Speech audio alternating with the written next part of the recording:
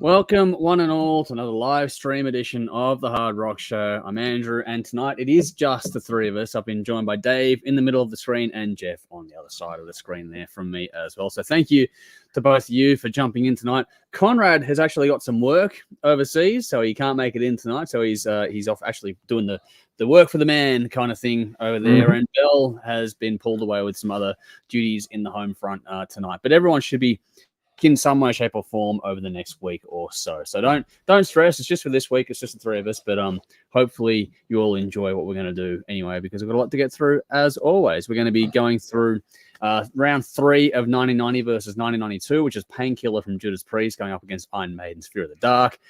We're going to do 1999. So the last album of our 90s collections is coming up tonight. It's the finale of that little series. We do have 90s. Yeah, bye-bye 90s. Dave's going to be very, very happy to see the back of this one. Jeff's going to take the reins on Who Am I in lieu of Conrad not being with us tonight. We've all got the usual stupidity, so make sure you jump in the comments, say hi if you're here. There's reference tracks for you to check out in the description box in case you missed them as we go through things in the stream. We'll dump them in the comments. But yeah, make sure you come in, say hi, all the usual stuff, and yeah, check out those reference tracks. Check out the links for us, and if you'd be so kind, jump on our Patreon page as well to help us get more done behind the scenes. Yeah, that's basically where we're at. Rowan's here, which is good to see you, saying with the horns there. So good to see you as always. Facebook took a while to jump on. Numbers are a bit sort of floating at the moment, so I'm not sure if it's all going to plan on the other out in the big wide digital world, but we're going to keep trooping on anyway as only we can. I think that's the usual stuff out of the way now. So yeah, anyway, we'll get through things as we do. Let's go into our little individual highlights of the week for the three of us. Dave, what you had? We were talking before that you've got some things that were highlights of the week. So what do you got? Got a few things, but first I'm feeling a bit confined because I've got this little fucking box that I got to work with. I got to get like gimpy metal shit happening. Usually I've got like a full rectangle that way where I can just, like, feeling confined. But yeah, apart from that, I'm good. Jade watched John Wick 3. Which there was some more brain splatter, which was caused more violent than the last one. Wasn't too thrilled about the knife going slowly into the guy's eye, though. That was a bit of a what the fuck moment. It's like, oh my god! So she's got her, Sully from Monsters Inc. She's got one of those plush that was giving a hug. I'm giving her a hug. Watching all this, and she's like, oh, imagine if a baby had a gun, and he's like, oh, fucking good. Like, what am I doing? She's at that age where she's still a kid and she's half a teen. She's not a teenager yet, but it's coming. Not yet. She's getting there fast, though. But she's not ready for Saving Private Ryan yet, which is the main thing. No. Thinking of like Face Off and shit like that. But okay, yeah. But yesterday, like at bedtime, I'm reading her books. She's into these graphic novels, teenage stuff. It's cool to know what she's reading and everything. So I read her chapters, and it's all modern. So you got like modern issues. And one of the characters, Justin, is gay. Comes out to this girl. She's the main character. And later on, they're doing like theater rehearsals, learning their lines, and then building sets. And she goes out to the snack machine to get some snacks for everyone. And the line is, Justin likes cheese doodles. So Jade starts giggling to herself. And it took me a second. I'm like, Justin's the gay one? She's like, yeah. Justin likes cheese doodles. Wow. Just losing her shit. And then she's like, Rory, Mom, Justin likes cheese doodles. Justin's gay. Rory's like, doodles? He loses his shit. So all of us are losing our shit. Wow. And then James like, there you go, good with cheese and bacon balls. She's my daughter. She's got I was about to say, she's definitely your girl. She's definitely got. And this is like at 12. I know, right? You wait, mate. Oh, yeah. I've only got myself to blame. Yep. So Jade's good. Rory had his end of year, school term finished today, which was cool. Busy day, so which is cool. They got Easter and everything. Rory had an end of year presentation where he can go see his work, so he went see what he's been doing all term and see his work. That was cool. Yep. Work's been pretty good. There's a new guy at work. He's a metalhead, and he brought us in a Bluetooth soundbar, which is fantastic. No more killing my ears with earbuds anymore. I got this big motherfucking Bluetooth soundbar. Wow. So yeah, been playing all types of shit. 70s playlist, 80s playlist. I played some fucking. I haven't played Murder Dolls yet, but that's got to happen. Yeah. And on Saturday, I had a couple of friends over for a barbecue with their kids and everything, and they walked in and they're just like, "Hey, that's a nice Bluetooth soundbar." Just like, yeah, I don't know where that came from. So that was handy. I kind of borrowed that for the weekend. Yeah. Wow. Yeah, party went pretty good. The kids talked. Do you know Five Nights at Freddy? That Freddy Fazbear thing? Oh, yeah, vaguely. Yep. Yeah, I've never seen it. I've heard of it. But yeah, apparently there's a dance, and I learned how to do it. And I did the Freddy Fazbear dance. I hope there's video of that. Oh, fuck. Dave don't dance. If Dave dances, Dave's drunk. Dave's really drunk. Yep. Yeah. Dave's fun with kids when he's drunk because I do dances and they chase me around the fucking Nerf guns and those laser tag things. And yeah. When the barbecue was cooked, I walked into the lounge. It's like, who likes food? Me! Oh shit! 6 kids just come bolting towards me, like duck cover. Wow! Christ. But yeah, so that was fun. So it's been an interesting week, full of energy. How you doing, Jeff? You're not full of energy. No, he's a bit under the weather today. I am, but yeah, I'm under the weather.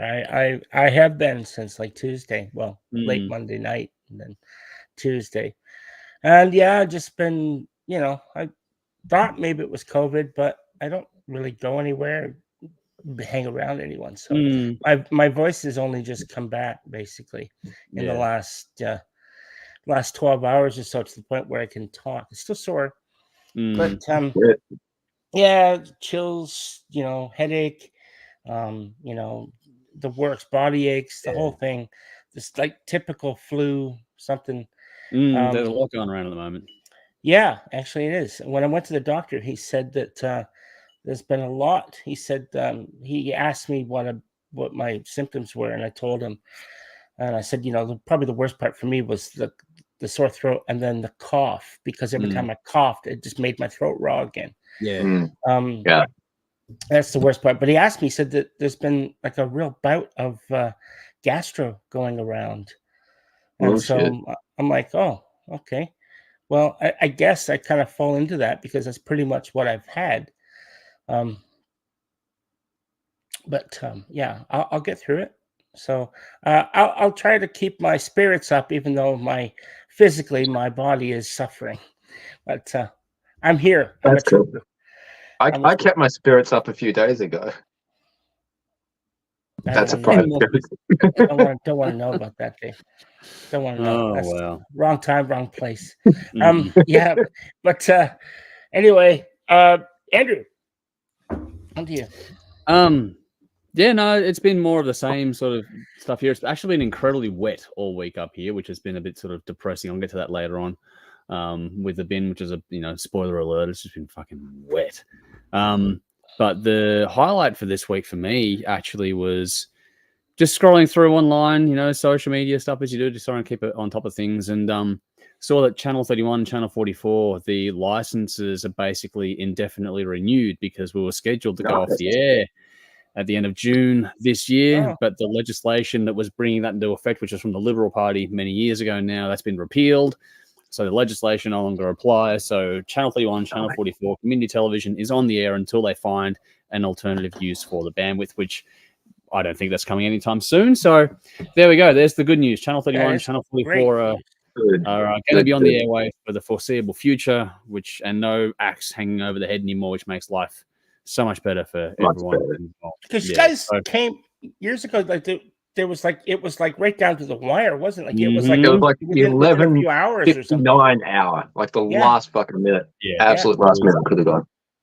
I got emails. The last time we avoided the chop, I got the emails at the most dramatic time was I was getting emails at 11 o'clock at night, basically the night of the shut off. So it was going to go. The signal was going to get turned off at like 12 o'clock that night, and then got the emails it was literally the 11th hour. It was just absolutely it was funny too, because it's like Channel 31's still on the air.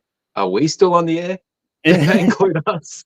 It was a lot of back and forth. It's been a lot of fun. It's been a hell of a battle since sort of 2014, 15. Whenever it started, that little war that we had with the government for a long time. So it's good to get the monkey off the back, so to speak, which is fantastic. I think that everyone will agree that it's good news for everyone involved, despite even what we do on TV. Just it's good news to have that, just as a continuing on for anyone and everyone to take part in and enjoy, should they choose to. So there we go. That was my highlight of the week. Channel 31, Channel 44, getting to stay on the air, and the government finally, getting rid of that silly bit of legislation that, didn't help anyone anyway. So there we go. A lot of stress for nothing at the end, but at least it all worked out okay. Let's get some comments in. I said Rowan before, but Man Family here too. Good to see you. Thanks for coming in. Vinny's here saying, "Evening, gents. The three of you paneled like this, you look like a retirement commercial. Same love of music, different superannuation. Which would you choose?" And what's that little thing there? Vinny's gone. Wait till you get to John Wick 4. It's mental. I haven't seen that. I know. I've seen it. It's fucking great. And that stairs scene at the end is awesome. Cool. No, I haven't seen it yet, so no spoilers. Spoilers. Michael says, so good. Good evening, all. Good to see you, buddy. Edge Crusher's here as well, saying, "Hey, all. Good to see you too." The Rock Pit, our good friends over in WA. Good to see you guys as well. So thanks for jumping in and saying hello. Chris is here again. "Hey, fellas, bigger faces on the screen adds a horror film element to the whole shot." Well, yeah, we are scary people, so there you go. Yeah. Sally's gone. "Hello, metal people. Good to see you again, as always." Michael's gone. "Jeff, you need to take it easy. You look like you've listened to Electric Wizard on repeat for too long." Oh my god, that hurts. Yeah. Oh fuck. Oh. I feel like I've been run over by an electric wizard. Sure. Oh, wow. Good call, man. Vinny says, "I actually had a prostate exam the other week. I was embarrassed to ask where to put my pants after I'd taken them off. However, the doc put me at ease and replied next to his." There we go. I think we've all heard that one before. So Michael says, "Liberals cannot end the ABC, so they tried to kill community TV." Well, yeah, they're still trying to work on the ABC, believe it or not. But anyway, guys here over in Denmark, greetings, rockers across the plane. Good to see you as well. And Bash is here too, saying, "Hi all. Has anyone got any update with the contradictory news about the Pandemonium concert? Channel 9 said that the concert was cancelled, but the promoters confirmed that it's going ahead. There was an update today about it going down to one stage with a new lineup being announced after Easter. So wait after this weekend." I have thoughts on that. I think we'll get to that at some point. That's something I'm going to film behind the scenes, but I think that this sort of stuff is doing no one any favors. We've got a lot, and even if it's not your thing, I forget what festival it was the other day was cancelled as well. There was another festival, Splendor in the Grass. That's it. Got that one's gone down. So we're in a bit of a problem spot. So yeah, I don't know what's going to happen with Pandemonium. I would watch this space, and I wouldn't be surprised if it doesn't go ahead at the end. Not that I want to be the doom and gloom person, but I don't know anything at all. Like, this is just me guessing, but it doesn't look good. It's I don't know. It's seen situations like this before, and at this point, you always know what the inevitable end is going to be pretty soon. Yeah, we've seen it. I don't know. It's one of those things, unfortunately. Whether people are going to start asking for refunds or other bands are going to pull out because they're uncertain. That's it, and then it just goes. Once it starts, it's hard to stop it. So it's snowballs very quickly. Yeah. We will see. But unfortunately, what happens now is that this will impact ticket sales because people will lose faith, and then that becomes a self-perpetuating cycle that it ends up being cancelled because someone else and so on and so forth. But anyway, there's a big thing about it. We'll have more to say on this sort of stuff in the future. I'm sure of that. I've got some thoughts that I want to do on a little video for this, but we'll do that and as things when we're not part of the live stream, just something else later on. Vinny carrying on from his joke before, so Jeff, maybe block your ears or something, I don't know. To be fair, just before he began, he whispered, what you do, don't get aroused, Richard. I had to correct him and say my name is Vinny, which he whispered back that he was muttering to himself. Just cough on me, Vinny. Just cough. just See this thing here? This thing is like a, you know what that is? Wow. This is he said this is gonna be real fun. They want me to do this is stool samples. Oh, here we go. Yeah, Jeff, there's a limit, man. Fucking hell. I know, eh? But they want me to do that. I'm like, oh, fun. We'll see. That'll happen on a rock. Just don't shit in your hands and clap, okay? That's messy for everyone. Yeah. Well, apparently you just take the little thing and you just poke it in, I guess. I don't know. They don't actually ask for a turd sent in a fucking jar. They don't do that. Wow. All right, I'm going to move us along because we're getting to places no one wants to go. Rowan says, if you want your event to run smoothly, don't name it Pandemonium. Well, that's a fair point there, Rowan. Vinny says, even after 16 years, Facebook metal page, The Pit, will cease to operate is a bummer. Wow. Okay. That sucks. Oh, really? In a minute, Vinny. Yeah, I didn't know that. Okay, that's a shame. There's a lot, unfortunately, that we've seen a lot over in our time, Dave. Comes and goes. Yeah, it's unfortunate that the staying power to continue on is very rare. It's a credit to people to last that long. To be honest, we've been doing it since 2011. So what's that make it this year? 13 years. 13. This year for us. Lucky 13. Yeah, I know. Done a lot of things over the years. Some years are easier than other ones, and for anyone to keep going for 16 years is a credit to them. But it's hard to do. And all the best to everyone. For whatever they're doing next. Vinny goes, what is the only fans for URL for Jeff's shits? And moving on, Michael says, Jeff, is the nurse wearing a baggy dress or is it latex dress? Just checking. And Bash says, hopefully you don't get a positive result, Jeff. The treatment is a pain in the ass. So there we go. And Rowan says, I'm still disappointed that the big metal shop on Flinders Street closed 2 decades ago. That metal for Melbourne. Metal for Melbourne. Yeah, that was fucking great place. Yeah, there were some good ones that have gone back in the day. Unfortunately, it is the way it is, but we can do what we can do, and we just got to keep trucking away here. That's why we'll just keep doing what we can to try and keep things afloat for as long as we can. On that note, join our Patreon page, help us do more. Please do. Please do. All righty. We're desperate. Help us. Yeah, I know. We'll try and help others too. All right. On to songs of the week. There's only 3 of us here, but Jeff, we're going to start with you because we allocated to you a very cool song. I think a lot of people like this one. This is Sebastian Bach, Everybody Bleeds. Link in the comments and description box as always. Go and check it out for a reference track. This is the 2nd single from the upcoming Child Within the Man album due May the 10th. For those who don't know, which isn't many, this is the once and probably greatest singer that Skid Row ever had, who weirdly find themselves without a singer again after this week. Number 7. Now they have more singers than Crash Diet. It's fucking insane, isn't it? But at least this one appears amicable. So this is the first time I've seen it be this amicable. I'm curious to hear Lizzie with Skid Row. That would be interesting. Yeah, that would be interesting. But this is not about Skid Row. This is about Sebastian Bach. And Jeff, the floor is yours. How did you go with this song this week? Yeah, I really like this song. Look, I think that this might just might be my favorite song that I've heard from him, actually. Now, I've never really actually been a diehard fan of his solo stuff. So, I love Skid Row, obviously, but this is his upcoming album. This is going to be his first solo album in 10 years. Yeah. His last one, I didn't mind it, but it was like you listen to it once and then I didn't bother with it again, right? Not that it was bad. It's just never really been my thing. I don't know why. But it just never cranked my turn as it is, So, in the context of tonight, this is going well. That's right. But I actually think that this song actually has something really special going for it. It's got a really cool groove, and I like the lyrical theme here. That we're all sort of stuck in the same environmental nightmare. Yeah. And that's true. I think the production here on this playing is top notch. It's really, really good. Yeah. Every element is just pristinely captured and it comes across in the mix.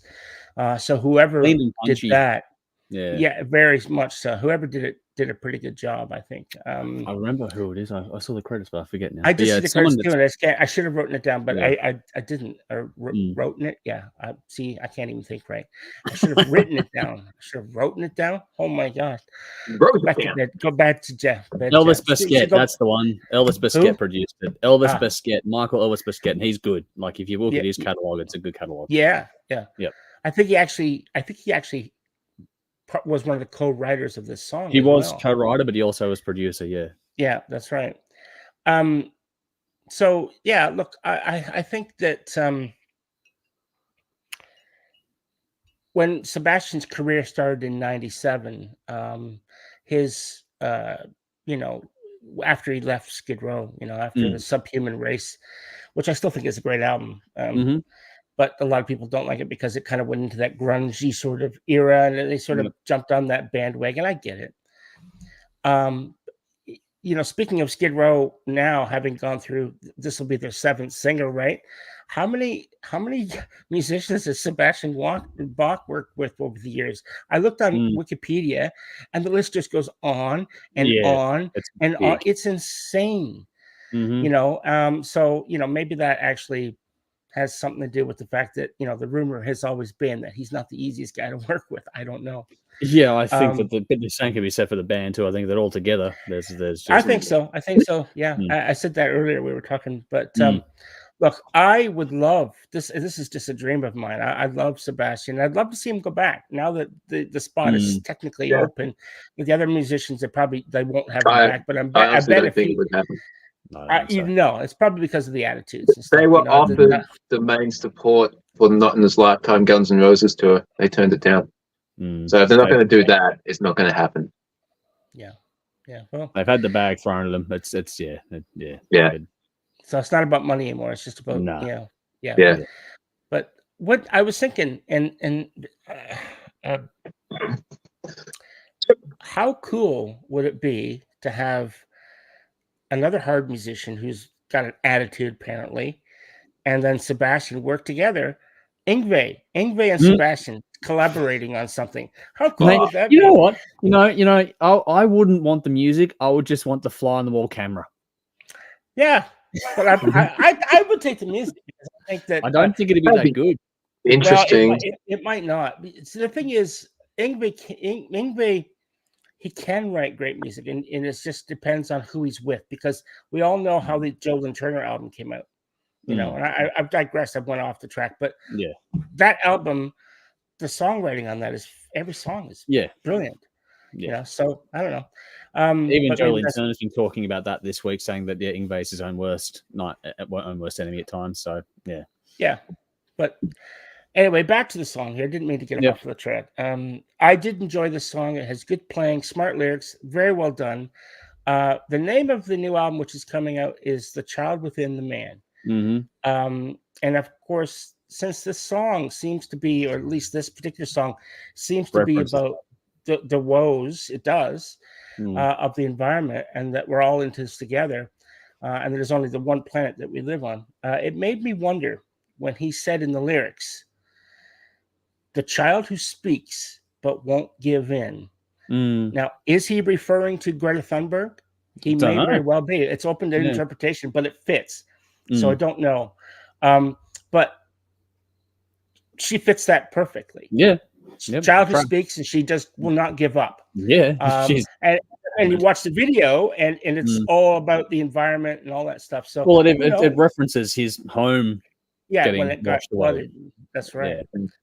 Yeah. But look, and washed away, I guess it was pretty much fucked, right? Yeah.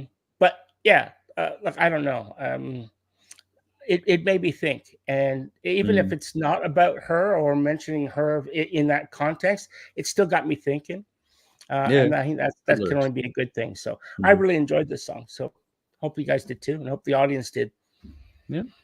Oh, before we go to the comments, Dave, you and I, thumbs up, thumbs down, where are we at? I liked it a lot. The last one he released too was good, so I'm looking forward to the album. I think this one was better than the other one, to be honest. I like this one more. It builds nicely. It's got a lot going for it. It's going to be cool to hear the whole thing. I liked his last one. I think that was one of Axl Rose on it, and it was cool to hear Axl in the studio again.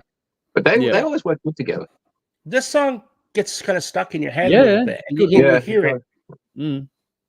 Definitely. It's got a good chorus. Yeah, absolutely.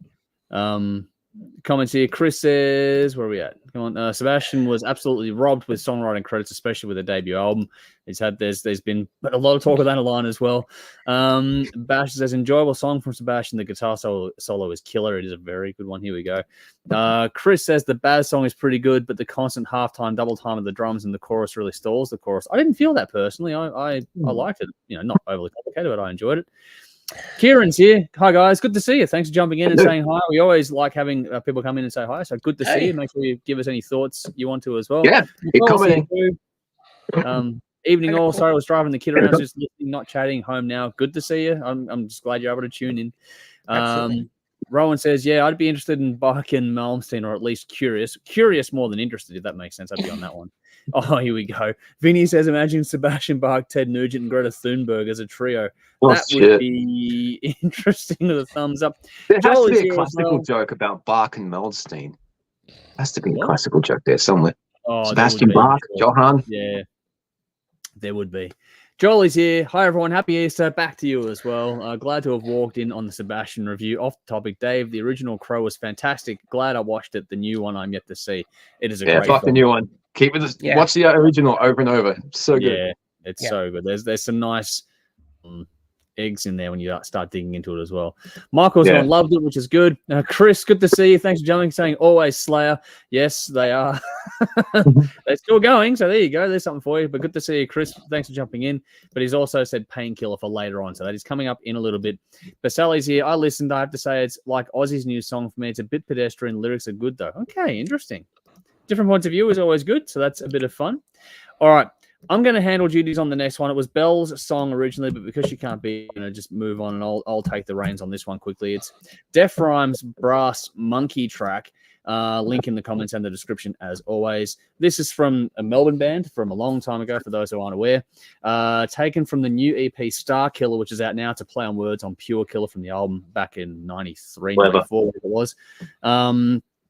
These are re-recordings, I believe, from the same lineup that did the album back in the day.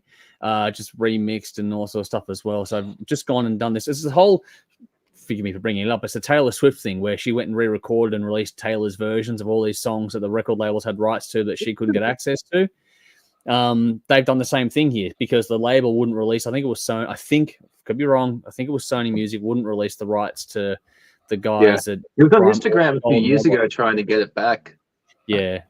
It's been a long, winding battle for a few years now, like you said, Dave, and they went, okay, well, we can't get the rights back. It's not going to happen. So they went and did this EP of songs from Pure Killer and turned it into this thing called Starkiller. And I'm going to say that the whole EP from top to bottom, Jody and I loved it. And speaking of that, Jody says hello to everyone, by the way. Hey, Jody. But the EP is a really, really good rendition. Like, if you liked the original album, you're going to like this EP. They've done really well to make it. It's obviously different. There's going to be differences to it, but the versions themselves are incredibly faithful to the point where this song and the whole EP, it's one of those things where you listen to it and you go, that sounds the way you remember it to sound. Then you go and, if you go on A-B, the album and the EP, you can hear the differences. But in memory, just by going back and listening to this EP for the first time, because you can't get any other stuff on streaming services, you listen to it, it's like, this sounds like I remember it sounding. So they've done a really good job of, capturing your memory, if that makes sense, of what the original album sounds like. So the writing's the same, performances are great, the whole thing is fantastic. It's a mini EP review at the moment, but it's a really well done version of this song. I think that I've got a lot of love for this band. I'm glad they're back doing this sort of stuff because, I want to have something out there from these guys. It's easily accessible, especially, going through Golden Robot Records now. This is not one of the biggest songs from, everyone knows things like Mama Said Knock You Out or... Is that on the EP? Did they redo that? No, they didn't redo that one. So they dropped that. So the cover didn't make it on. They've got other songs too, like, Pure Killer, for example, is the other one that people think of. But yeah, this one, I love the rhythm, the groove, the flow of the song itself, just on its own merits. Great lyrics and storytelling as well, back on that side of things a bit. And I like how on this track in particular, the bass gets to lead things off rather nicely too, which is cool. It builds well. There's a big hook in this, which is cool. And, it just builds drama nicely as the song goes along. I know, Defryme have that sort of rap rock thing, as a part of their sound, but this song doesn't really lean into that heavily at all. It has a little bit of it toward the end, but not a huge amount of it. But generally speaking, from that 93 to 94 era, this was one of those bands that did something special. And I'm glad that, what are we talking about here, nearly 30 years on, that they've come back and done this thing, because it's a good little moment in time that I'm really, really grateful that they've gone and done this one. And I think it's a well done version. If you know the original, you're going to enjoy this one. And if you haven't checked this out, please do go and check out more from the band, because they're well worth your time. I enjoy them quite a lot. I'm glad we have this. If not, I hope for more, but at least we have this, which I'm glad about. Quick thumbs up, thumbs down from you guys. How'd you go with it? Nice. I fucking loved it. I thought it was great. Yeah, it was good.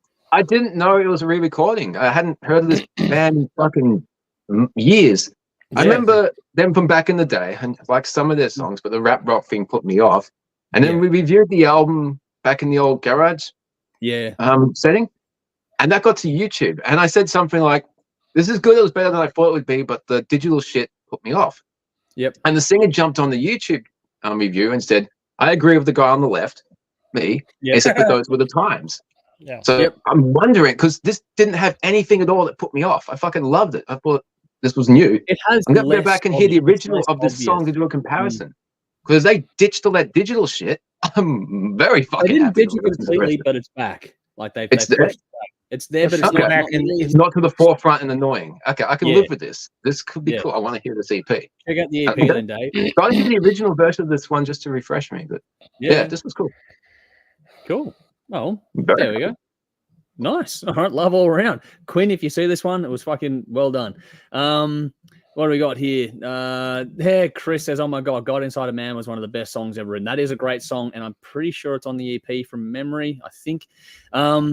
Chris, love what you guys are doing. It's what people need. We try our best, mate. We are trying to entertain and educate at the same time. Bit of fun for us. So thank you for the kind words. Appreciate it. Stunts, stupid shit. That's what we do. Hang around, it'll get done pretty quick. Vinny says, "I'm sure Defryme did a version of Mamas to Knock You Out, which I genuinely didn't mind." That's the one we're talking about here. Yeah, they did that. It's one of the bigger ones. Nicole's got Hey Saturday too. Sorry? They performed that on Hey Hat Saturday once. I remember that. That was a good cut for him. Yeah. Here we go. Dave's here. Good to see you, David. G'day all. Happy Easter all. Yeah. Love that Rush t-shirt. So there we go. There's some love for Jeff's wardrobe in the middle of things here as well. All right. Dave, you're up next. You got this week a band that I know you love to bits, which is kind of fitting that you got this song. In the comments in the description box, as always, check out the reference track for the 69 Eyes, Fade to Grey. This is the latest from the Finnish band. This one was a collaboration with songwriter Diane Warren.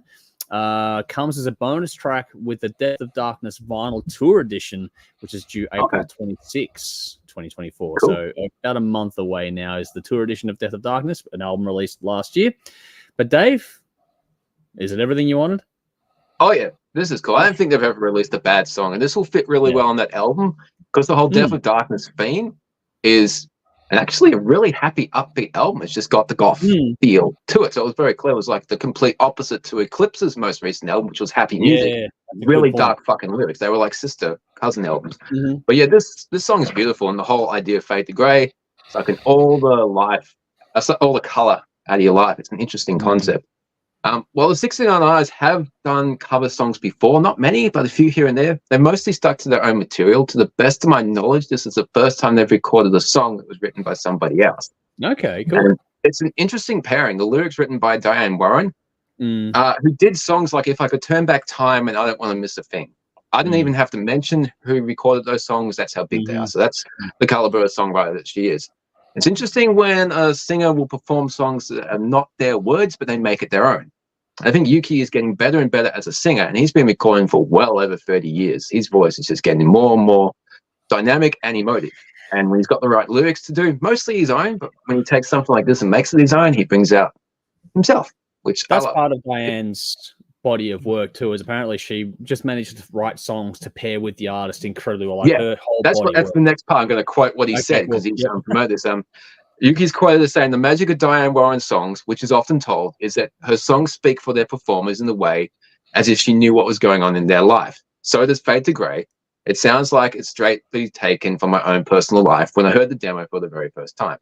So yeah, even if she probably didn't know him when she wrote it, but yeah, he's made it his own. He's the right singer for this. The band does a fantastic job with this. The music and lyrics both complement the lyrics. Music and lyrics complement each other perfectly. Yeah. The emotive playing and the emotive singing with both complements the words. It's a tragic, sad story, but the music is upbeat. And it's that when you're happy, you enjoy the music. When you're sad, you understand the lyrics. I love music like that. I love bands that can pull off those contrasting styles and bring the whole happy, sad into one creative package. And the 69 Eyes do that very well throughout the course of their career. It's almost a perfect song. You know what's lacking, though? Turntables and some electronic noises, and it would bring a whole new level of ridiculousess. It would attract a whole bigger audience. It would be a lot bigger than it was, but I'm just being a dickhead. This is a fucking great song. This is how you do it. This is how you do it. I love this. Nice. All right. Well, we'll go to comments in a second, but Jeff, you and I, thumbs up, thumbs down. Where do we land on this one? I liked it. I liked it too. Yeah. But I'm glad Dave introduced me to these guys. I liked it a lot. Dude, seriously, go through their catalog. There's some amazing stuff.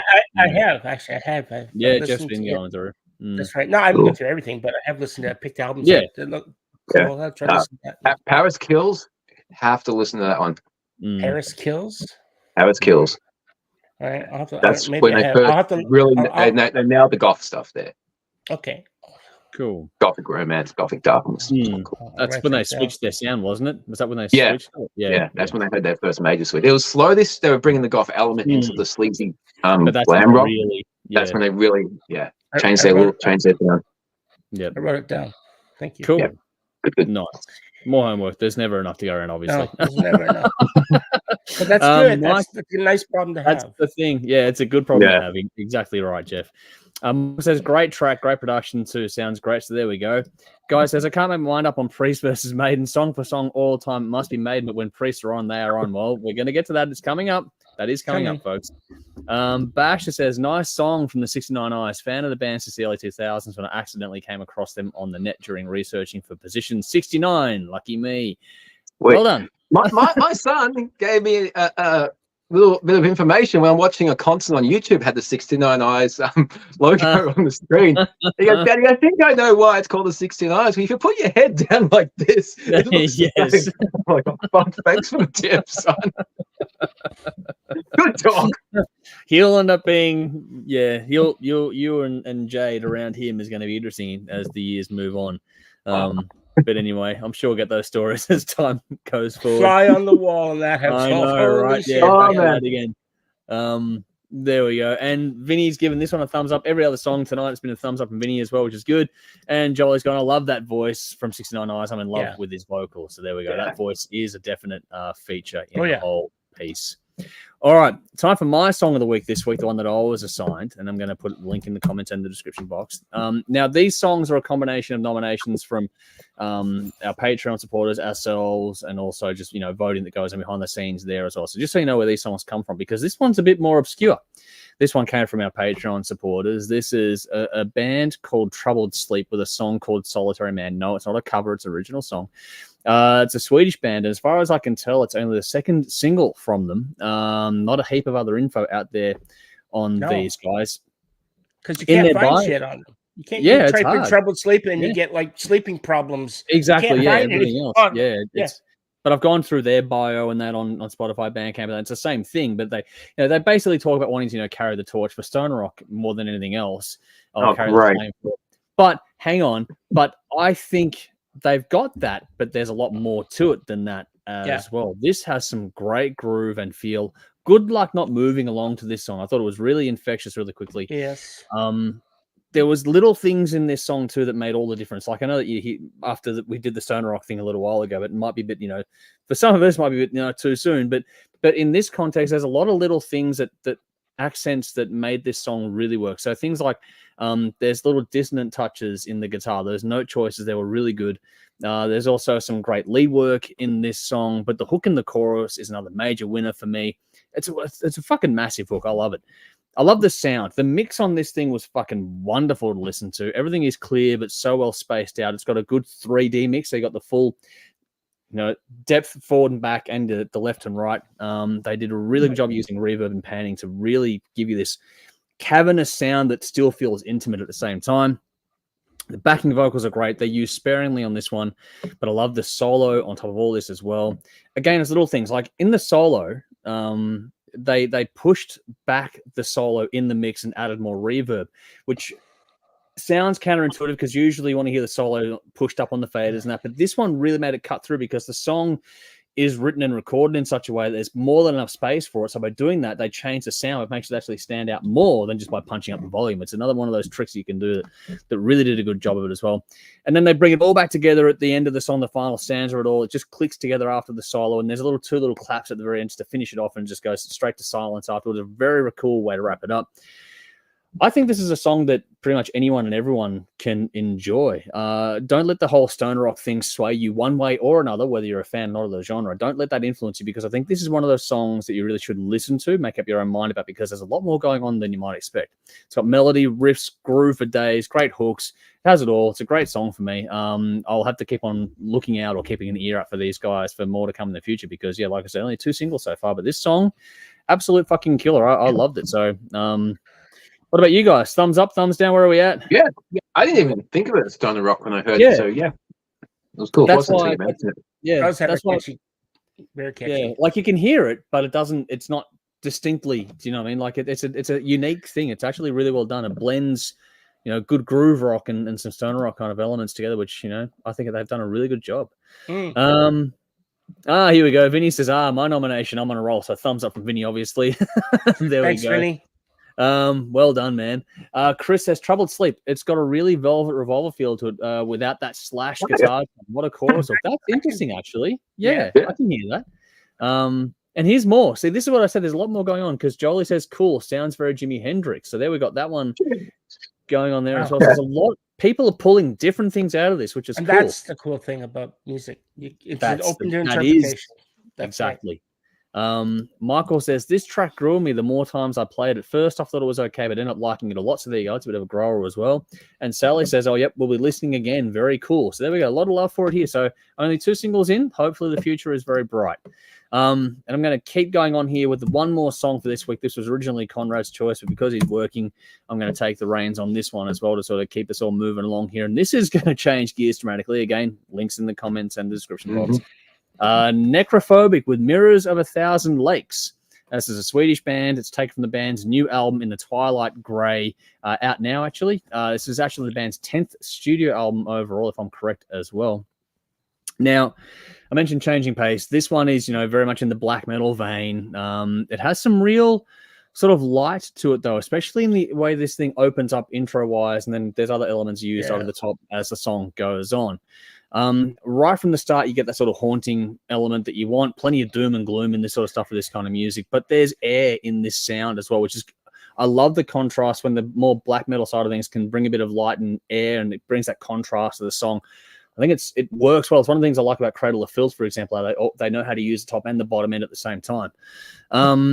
Once you get past the intro, this thing kicks into gear with what you expect out of the style of music, but there's more to it than that. There's a great groove after the chorus element of this one. They really know how to make this snap when they want it to. That part of the song, I can just imagine it going off live. Like it would just really fly live. Just you can see the crowd. It'll go blast beat doesn't go full blast beat, but that part. But then the groove of the chorus just would make everyone sort of jump very quickly for those, sort of 30 seconds. You can just sort of see it happening, which would be cool.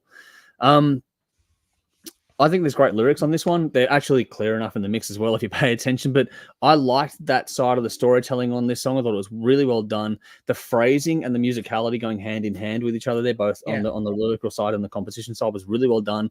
And around that, like I said, you got great composition. I love the lighter lead element over the dark midsection in this song. That was another great sort of contrast. And how that sort of ties in with the wordplay about, seeing the devil and then becoming the devil, or the devil is me kind of thing. There's a wordplay element that ties in with that music side of it. Really intelligent stuff here, which I thought was really cool. This is a song of the genre, but there's more than a few gear changes in it as well. This doesn't just punish you for 5+ minutes. There's some great solos in here. The musicality and the composition works well. The slower piece under the second solo is brilliant, and there's a lot to take in and more than a little bit of beauty in this one. You can tell there's a lot here just by what I'm saying in my review of it. There's an almost happy feel in the later part of the song toward the end that gets just turned on its head for the final stanza. Because especially with the dive bomb, how the guitar dive bombs after this little melodic piece and the guitar dive bombs and just fucking bang, here we go, going to hit you in the head again. Yeah. I thought it was really cool. It's a sneaky good track. I think if you, as Tim has coined the phrase, black metal curious, this is a good gateway track. This is one of those songs that I think you're right. Will suck you in more than you want it to. I think it's a really cool track. So I enjoyed this one quite a bit. How about you guys? Thumbs up, thumbs down? Yeah, like a lot. This was probably my favorite song actually this week of all the songs. I really like that this much. And, it does deal with some really dark themes and stuff. There's something there. And maybe that's why Conrad's not here. I don't know. But just kidding. I had to say something to make myself laugh. I get it. It's funny. But no, it is a brilliant song. These guys are really good. Really, really good. And I liked it a lot. Yeah. I haven't checked out much of their stuff. I think I'll check out more because I want to see, if this is indicative or if it's a newer thing. But no, I fucking loved it. So easy to write about too. Like it was one of those songs that just you're sitting there writing notes, you listen to it, like, fuck, there's just so much. You can just keep going. It's like when Dave or Jeff, you guys both know this, when you get on a roll writing and it just flows, like there's one of those songs that does that for you, which is cool. It's easy to get on a roll. Absolutely. Vinny says, great use of a drone in the clip, but my ears were 12 for Strepsil medals. There we go. Strepsil medals are fun. Right now. There we go. And Chris is going, yeah, Strepsil medal, the perfect genre definition. Let us know what you think. Maybe that's why I like it. I've had yeah, about maybe that is 400 of them over the singing last along. 3 days. That's why your throat's fucked up. I've been, I can't do that stool sample because I've just been shitting Strepsils. I tell you, it's, I tell you, I've had more Strepsils in the last 3 or 4 days than I've had in years.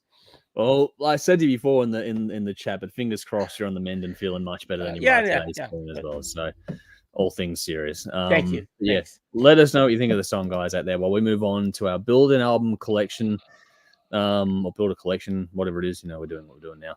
As we go on to 1999, this is the final year for this particular theme, which is going to be interesting. Just to quickly recap where we are after last week. Last week was round 9. This is round 10, sorry. Round 10, 1999. This is the final round for this week.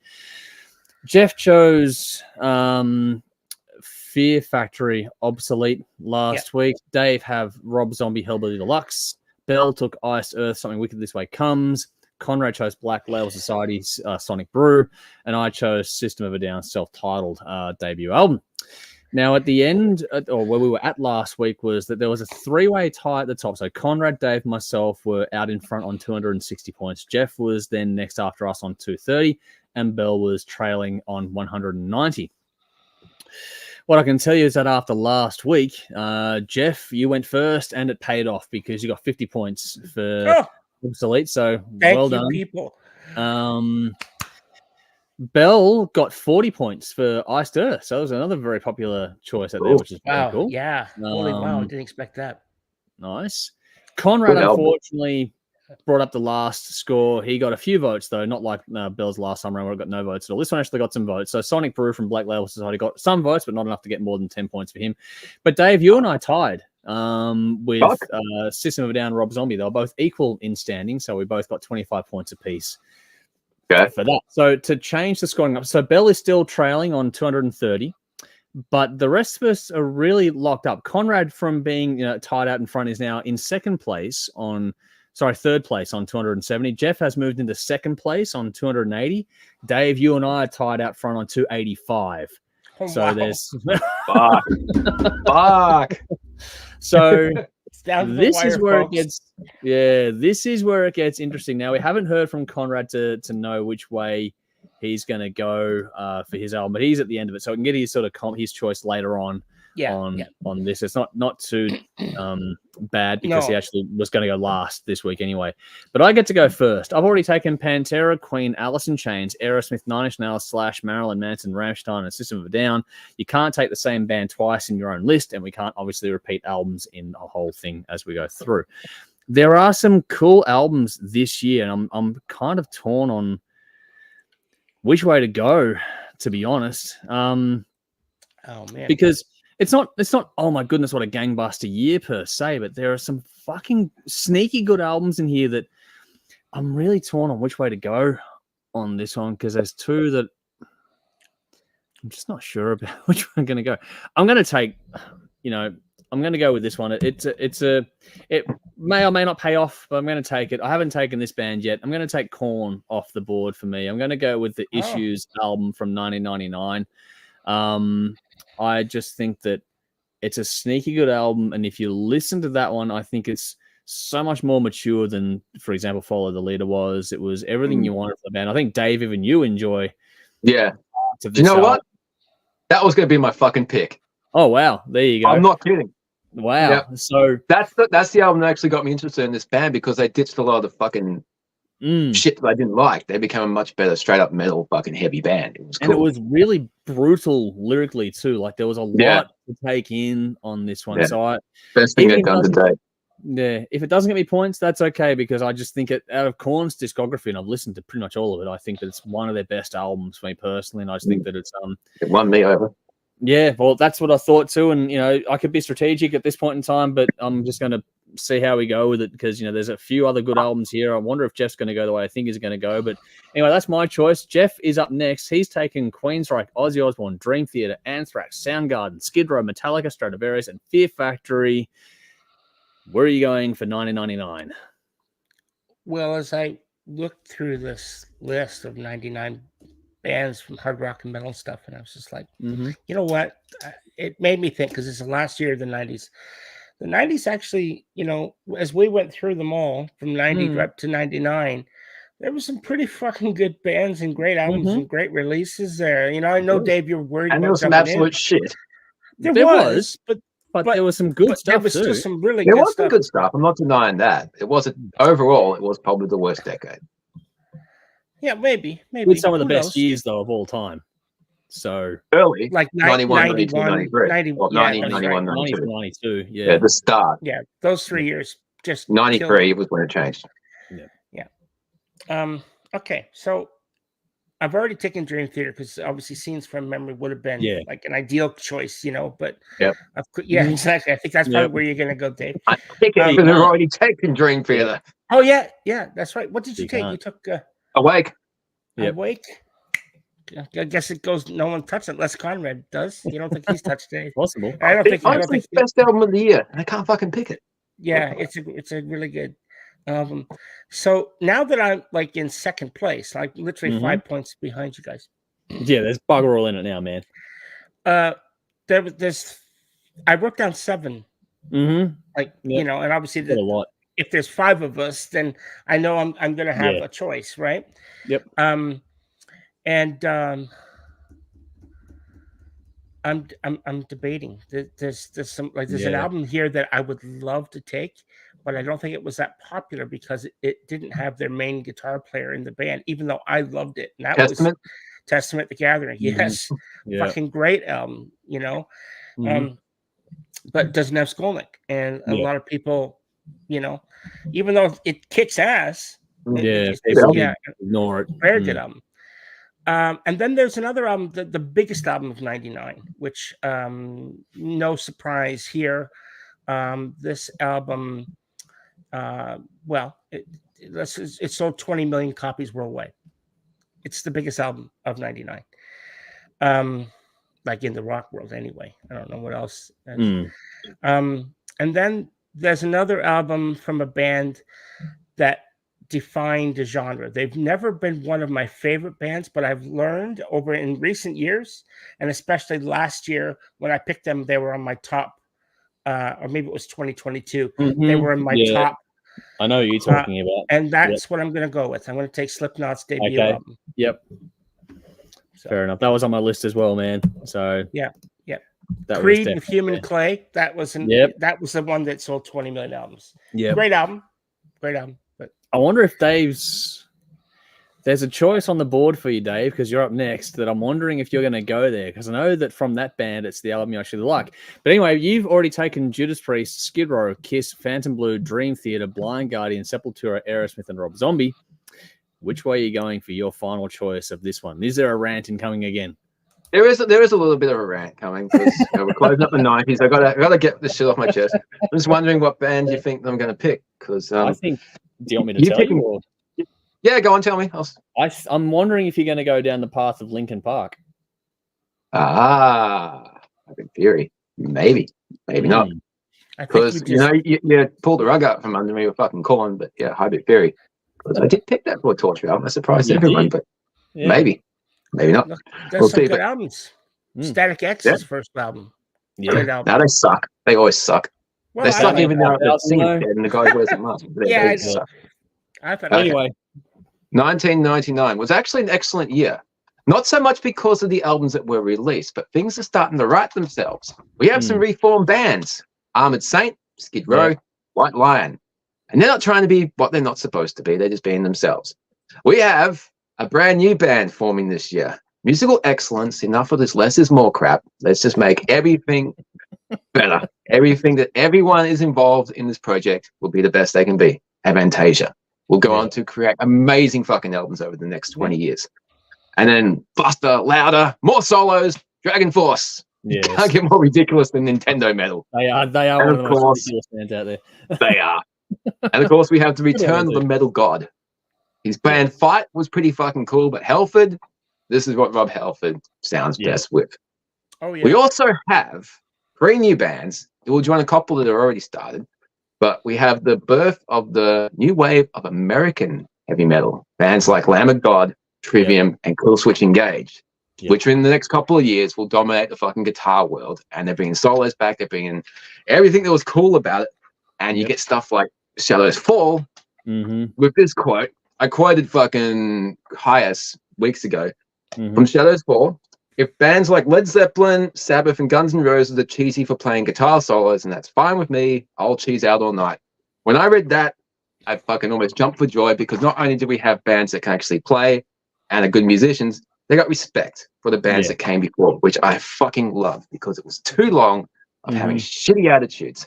Finally, some positivity and some love for what they do. We also have new bands forming, such as Sabaton, which once again will go on to have an amazing career over the next 20 years. And all these bands are fucking different and diverse. And even though I don't like them, Avenged Sevenfold started this year. Credit where it's due. I just don't like them. The year 2000 is going to be fantastic, but right now it's 1999, and we got to have a shit album. Sorry, Megadeth. You couldn't get past the fucking 90s without doing a shit album, could you? Everybody else has one. You had to join them. Fuck. Why do I own this? Because it costs $5 and I can want to complete the collection. Is that your pick, Dave? No, okay. not yet. We also have bands returning to the sound that they're known for. They're done with all the experimentation.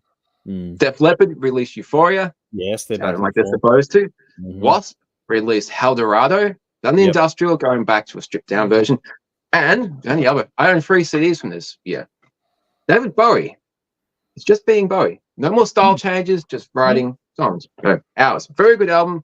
And there we'll have Heaven and Reality. Great. From there on, just, And biggest surprise of the year, this is 1999, and Buckcherry released their self-titled album. What fucking year is this? This doesn't sound like the 90s. This sounds like the 80s. This was fantastic. This was like, holy shit, there is a new band that can do what I fucking love. That was a nice shock. And of course, the album of the year, Dream Theater's Metropolis Part 2. Now, this is where I launch into another 20-minute review, because there's still a lot more I can talk about with this album, including the fact that I reckon Nicholas had a past life between Victoria and himself. If anyone wants to talk to me about that, I'm more than happy to, because there's a lot of theories about that. So message me, Dream Theater fans. We will talk. We will talk, because it's all there. Fuck, I was going to pick Korn Issues. I wanted to, because that actually, and I actually forgot about Linkin Park's Hybrid Theory, but that is a good contender. I'm really torn, because there are some more good albums. Him had Razor Blade Romance. In Flames have Colony, which is fantastic. Edguy, Theatre of Salvation, and Children of Bodom. Hatebreeder, Arch Enemy with Burning Bridges. A lot of heavy stuff. And of course, Typo Negative with World Coming Down. Primal Fear, good. All good, but nothing is that album for me. So this is really fucking painful, because I do like Hybrid Theory from Linkin Park. I don't know. I couldn't tell you every song on there, so it can't be like a pick. Buckcherry's rising to the top for me, but I'm gonna go In Flames. Colony, probably the freshest album, because I binged them all last year. And out of all of them we mentioned, that's probably the album I can remember most of. So I'm going In Flames with Colony. Good album. It's on my list. Wow. This is going to be fun in the end, but no, I couldn't pick Dream Theater, and you stole my issues, man. Colony's a great album. I can feel the whole thing falling away from me. I don't know what was happening. Well, this is going to be interesting now, because falling away from me. Well, it's going to be fun now, because Belle put a nomination in for In Flames Colony, thinking that no one else would take it. Sorry, Belle. So she said, if anyone takes it, I should call her. So guess what I'm going to do? I'm going to call her and put it on speakerphone. So let's see how this goes. The first time we've done this one on the show. So give me a minute here. This is going to be really interesting. She can't even take Incubus. They had another album out that year as well, and because she took them last time. Yeah, but she can't do it. I know. Oh, I don't get He reception says, in here. he fucking what? He took my album. What the fuck? Oh no, this is a problem, because I don't get reception in here. Want me to call her? Want me to call her? Yeah, if you could, because I don't get reception. Can. I have to go outside to get reception, so it doesn't make it work. I fucked up the whole thing. Living in the middle of nowhere has its perks and its negatives. I can get reception at the window, but I have no window in here, so I have to. So how I get through? How do I do this? I just put it up to the microphone. Yeah, just put it on speakerphone and hold it near your microphone. Yeah. Yeah. I can get it. So we'll see how we go. Just tell her you're calling on my behalf, because that's gonna be wild. Okay. Here we go. This is fantastic. Here we go. This is a first for us. Let's see if she answers or not. She might not. Fingers crossed. Hello? Hi, Bill. Hello? How are you? Is that you, Jeff? Yeah, that's me, Jeff. Yeah. All right. Well, hi. How you doing? So What are you here's doing? well, Are you in the show? well, I know you're not in the show, and we miss you terribly. But so there was a deal that you had mentioned to Andrew that if someone took your pick, that you wanted him to call you, but he doesn't get reception in this video, so I'm calling you, and you're on the air right now in front of everybody. So just let you know that the world is listening. But Dave took your pick. In Flames. Sorry, Belle. What a cunt. Yes, that's right. I knew she was going to say that. Really? Are you having me on? Is this a joke? No, this is not a joke. For real. This is for real. Dave, Can you I'm guys so hear her? mad at him. Yeah, we can hear now. That's I good. couldn't pick Dream You Theater. I should already have known took that it. I would pick that. You should have had a He backup. probably did know that you were going to pick that, and he picked it anyway. Yeah, well, my name calling stands. He's going to hear about this. But, yeah, I'll deal with him later. Yeah. Oh, Well, fuck, I'm in I trouble. love it. Fuck. Hey, Lincoln Park is Hey, available. hey, if Belle. you want it. Belle, you can always pick Dream Theater. That's not even on my list. What would that be? That was Hybrid Theory. Yeah. Hybrid Theory. Shit. Shit. Okay. Well, hang on. Do you like Tell her to pick Creed? Dream Theater. No, fuck no. I'm not picking Creed. Come on. Just had to ask. Okay. Let me think. Chris Cornell's Euphoria Morning was a really good album, but I don't think I'm gonna. Well, hang on. What's been picked besides so far, Flames? Corn's been Corn. picked. Dave. Korn, Slipknot, and In Flames have been taken so far. I don't know if she can hear me or not, but Hello.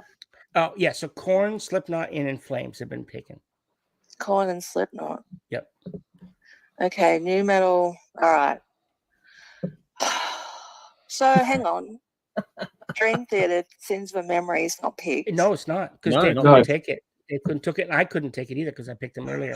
Well, I'm sorry for you, but I'm not sorry for Dave. I'm picking Dream Theater, Sins of a Memory. wow. There we At least he gets Oh, picked. Nice going. Belle will probably win this week. That's probably fair. gonna win. I think you've just nailed it. Yeah. Nice. Oh, okay. I like how this has turned out. Yeah. Go. Sweet. Anyway, yeah. Says you're right, dickhead. Well, I don't know if you can hear me, but it's okay. Yeah, I they can call hear it you. later. They can hear you. Oh, this is Oh. gold. No, Please okay. pass on my apologies for You're not not being really a able to call dickhead, but myself. yeah, you are a dickhead in this context, Dave. Cheers, mate. Fair enough. I already picked Dream Theater. I couldn't pick him before. Fair You should have enough. had a backup, Belle. Cool. Should have had a backup. Yeah. Anyway, Hey, Belle. Belle, can you hear me? I don't think It's your fault for introducing me to In Flames in the first place. So it's there you your fault go. for introducing him to In Flames in the first It place. is no, it's not Yeah. my fault. it is. Turnabout's fair Flames' play fault because for being Dave awesome, so pushed for Scenes from Memory, so there we go. Yeah. that Yeah. doesn't make any sense. Look, Scenes of a Memory. If I could have taken it and Dave could have taken it, we both would have taken that. Yeah. I am- Best Oh, album of the year. both of you took Dream Theater. we had already taken Yeah. Dream Theater. Oh. Yeah, we didn't think it through. No. This time last year, I would not be picking Dream Yeah, Theater for that's shit. right. But that's a really good album. I even There have the we go. CD Yeah. Yes, you bought that one. So there you That's how go. impressive Cool. it is. and the T-shirt, believe it or Yeah. not. Oh, cool. So yeah, I'm pretty She's a happy. fan. That's a good There we go. compromise. Yeah. Wow. Well, All right. Well, hey. So, Jeff, say thank you and pass on my apologies for not being able to call on myself. Just receptions. I can't. All right. So, yeah. So, Andrew just said thank you, and he passed. He wanted to let you know that he was sorry that he wasn't able to call you because he doesn't get reception. So, no, that's okay. I'm glad it worked out. It did work out. Definitely. Yeah. Cool. This is good. Okay. Well, have a great night, guys. Yeah. We'll see you next week. Okay. All the best. Take care. Bye-bye. There we go. That's a first. Thanks for that, Jeff. Appreciate you doing that. And thanks for Belle for answering the phone, which is always a good start on. Yeah, she didn't know who the hell it was. Who are you? You're like, hello? Is that you, Jeff? Yeah. Who else is it going to be? Yeah.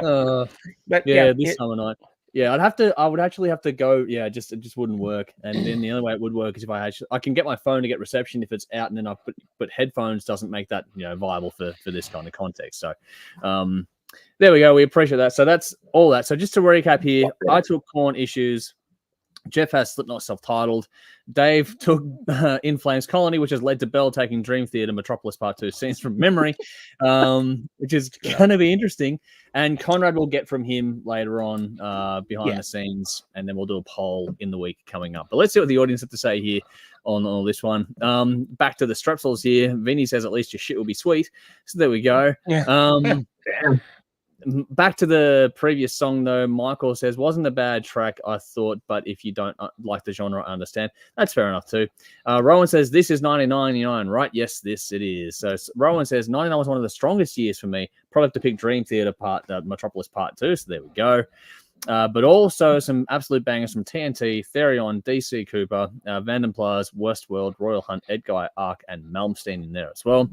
Vinny says, if she picks Lincoln, I'm backing that pick with my vote. Wow, there we go. But Rowan says, correct pick. And Vinny says, great phone voice. Can you ask Jeff what he's wearing? Not much, just shorts. Oh, wow.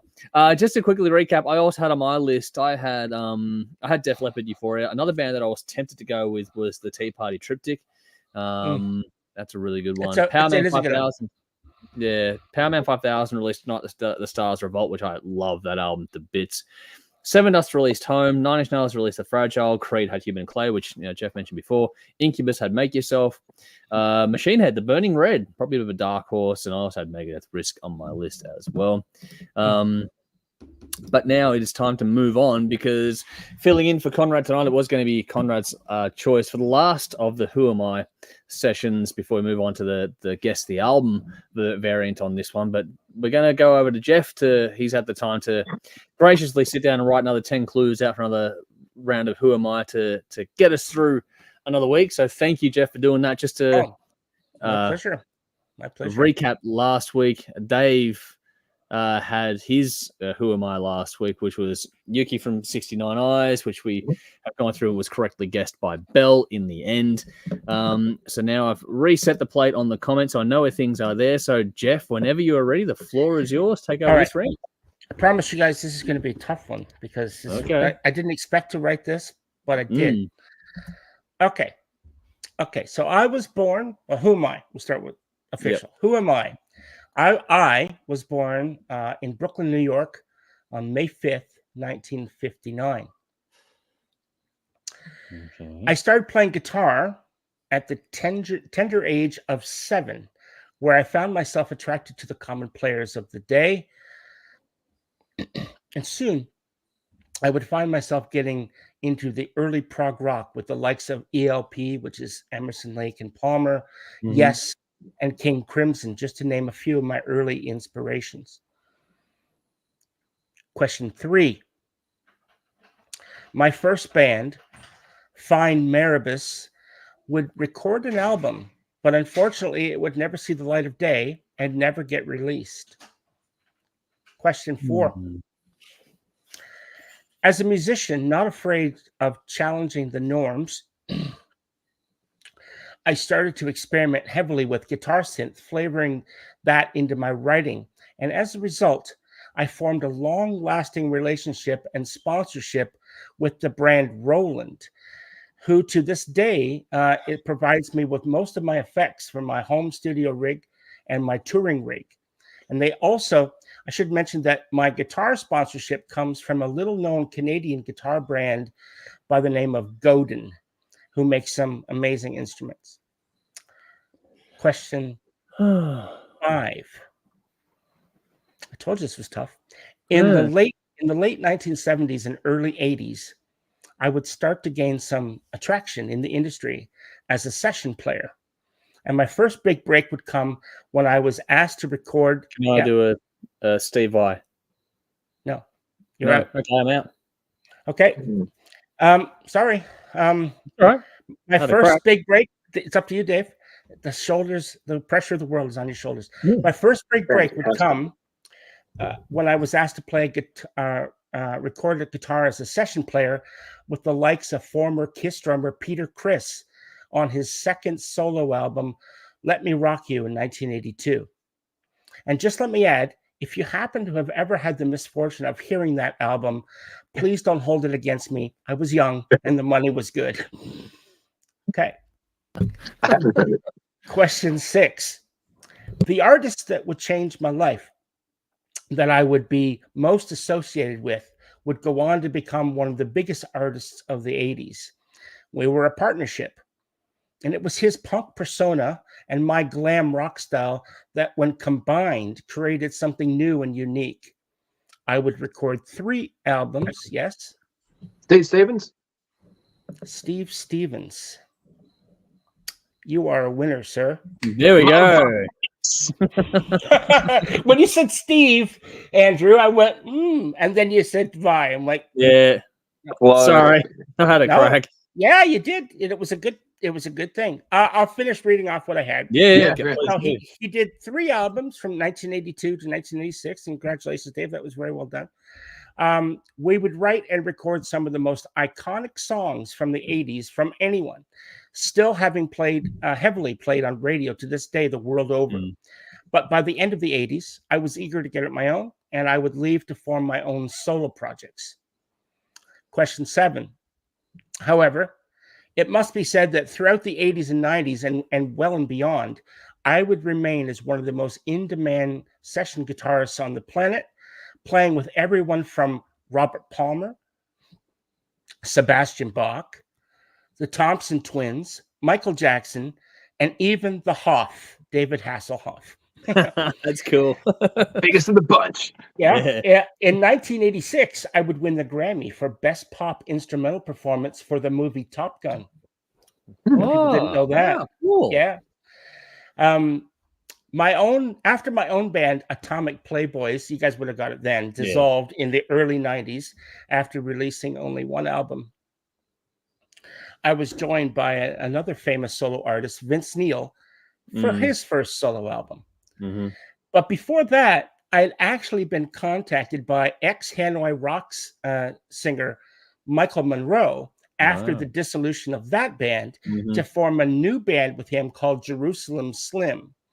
I was really looking forward to that, but unfortunately, due to politics and money, the 2 worst aspects of the music industry, it never got off the ground.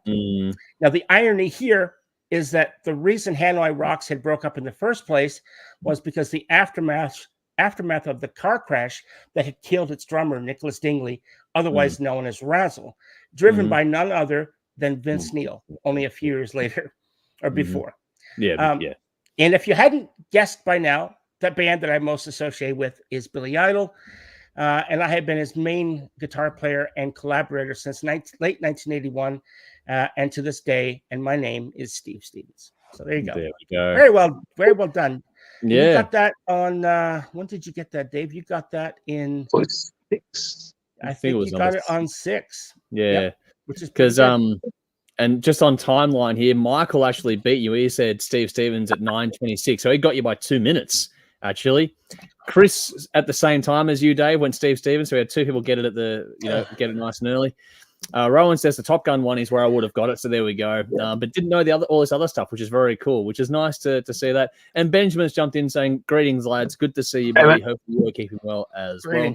You're just in time for us to get into the meat of all this tonight, and that is to get into the battle of Judas Priest versus Iron Maiden, which is always fun. We have a lot of fun with these battles as we go through things here.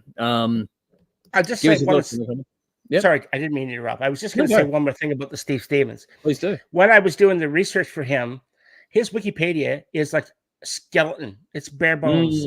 There's nothing there. So I had to go all over the fucking internet and do. Yeah. It took me ages to find little pieces of information about him to put it together. So there was a lot of work in that one.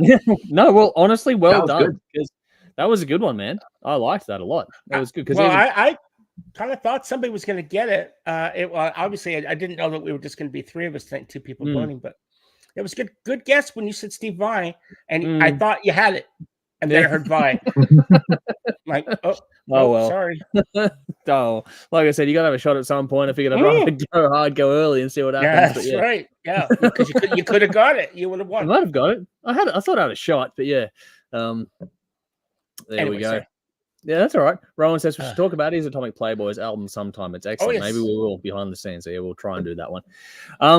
All righty, let's do it. Let's get to the battle of tonight. And this is obviously, I don't need to put reference tracks in the description box. You know what this is. This is Judas Priest, Painkiller versus Iron Maiden, Fear of the Dark.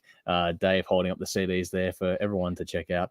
Now, we haven't got Conrad's vote, so we're fingers crossed it's not going to be a tie. I do have Bell's vote here, so I know what that one is in advance, and I have the audience proxy here as well. So it's all sort of worked out behind the scenes. We'll have to see what happens. But basically, this is round 3 of our 1990 versus 1992 series. This is probably stylistically the closest match we've had yet, and probably might well be the closest match we get for the whole way through, to be honest, because there's going to be some different rounds as we go through things here.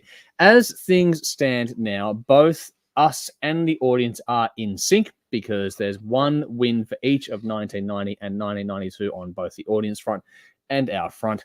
So we'll see how things progress as this one goes on. But it's pretty straightforward. You know the deal by now. We pick an album and go through our reasons why.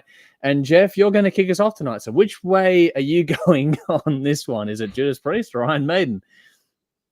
I was dreading this because after that last talk, my throat is murdered. Okay. All right. Sorry, man. No, it's okay. Just let me take a drink. The pre-drawn random order. I took the worst. I've been not drinking Pepsi because obviously the bubbles.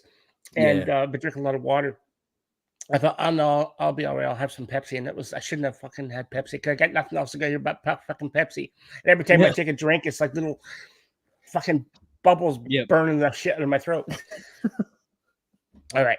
Okay. All good, man. Here we go. All right. Judas Priest, Painkiller versus Iron Maiden, Fear of the Dark. Now, there would have been a time when I would have picked Fear of the Dark straight away without even a second thought. As I always thought that Painkiller was an album that was more famous for its title track than anything else, and therefore the weaker of the two albums. But then again, as I thought about it, you could argue the same thing for Fear of the Dark. Both title tracks from both albums are iconic in that both albums are primarily known for these two songs. So in that regard, both albums have a similar foothold in the metal psyche. And to challenge this assessment, I had to do the unthinkable. I had to listen to these two behemoths back to back. Now, starting with Fear of the Dark. Now, I always loved the album opener with Be Quick or Be Dead. It's just a cool as fuck song, great riff, killer lyrics. I like politics, and this is full of politics, and I just love it. And it's done in a very way, and it's a great way to get your attention.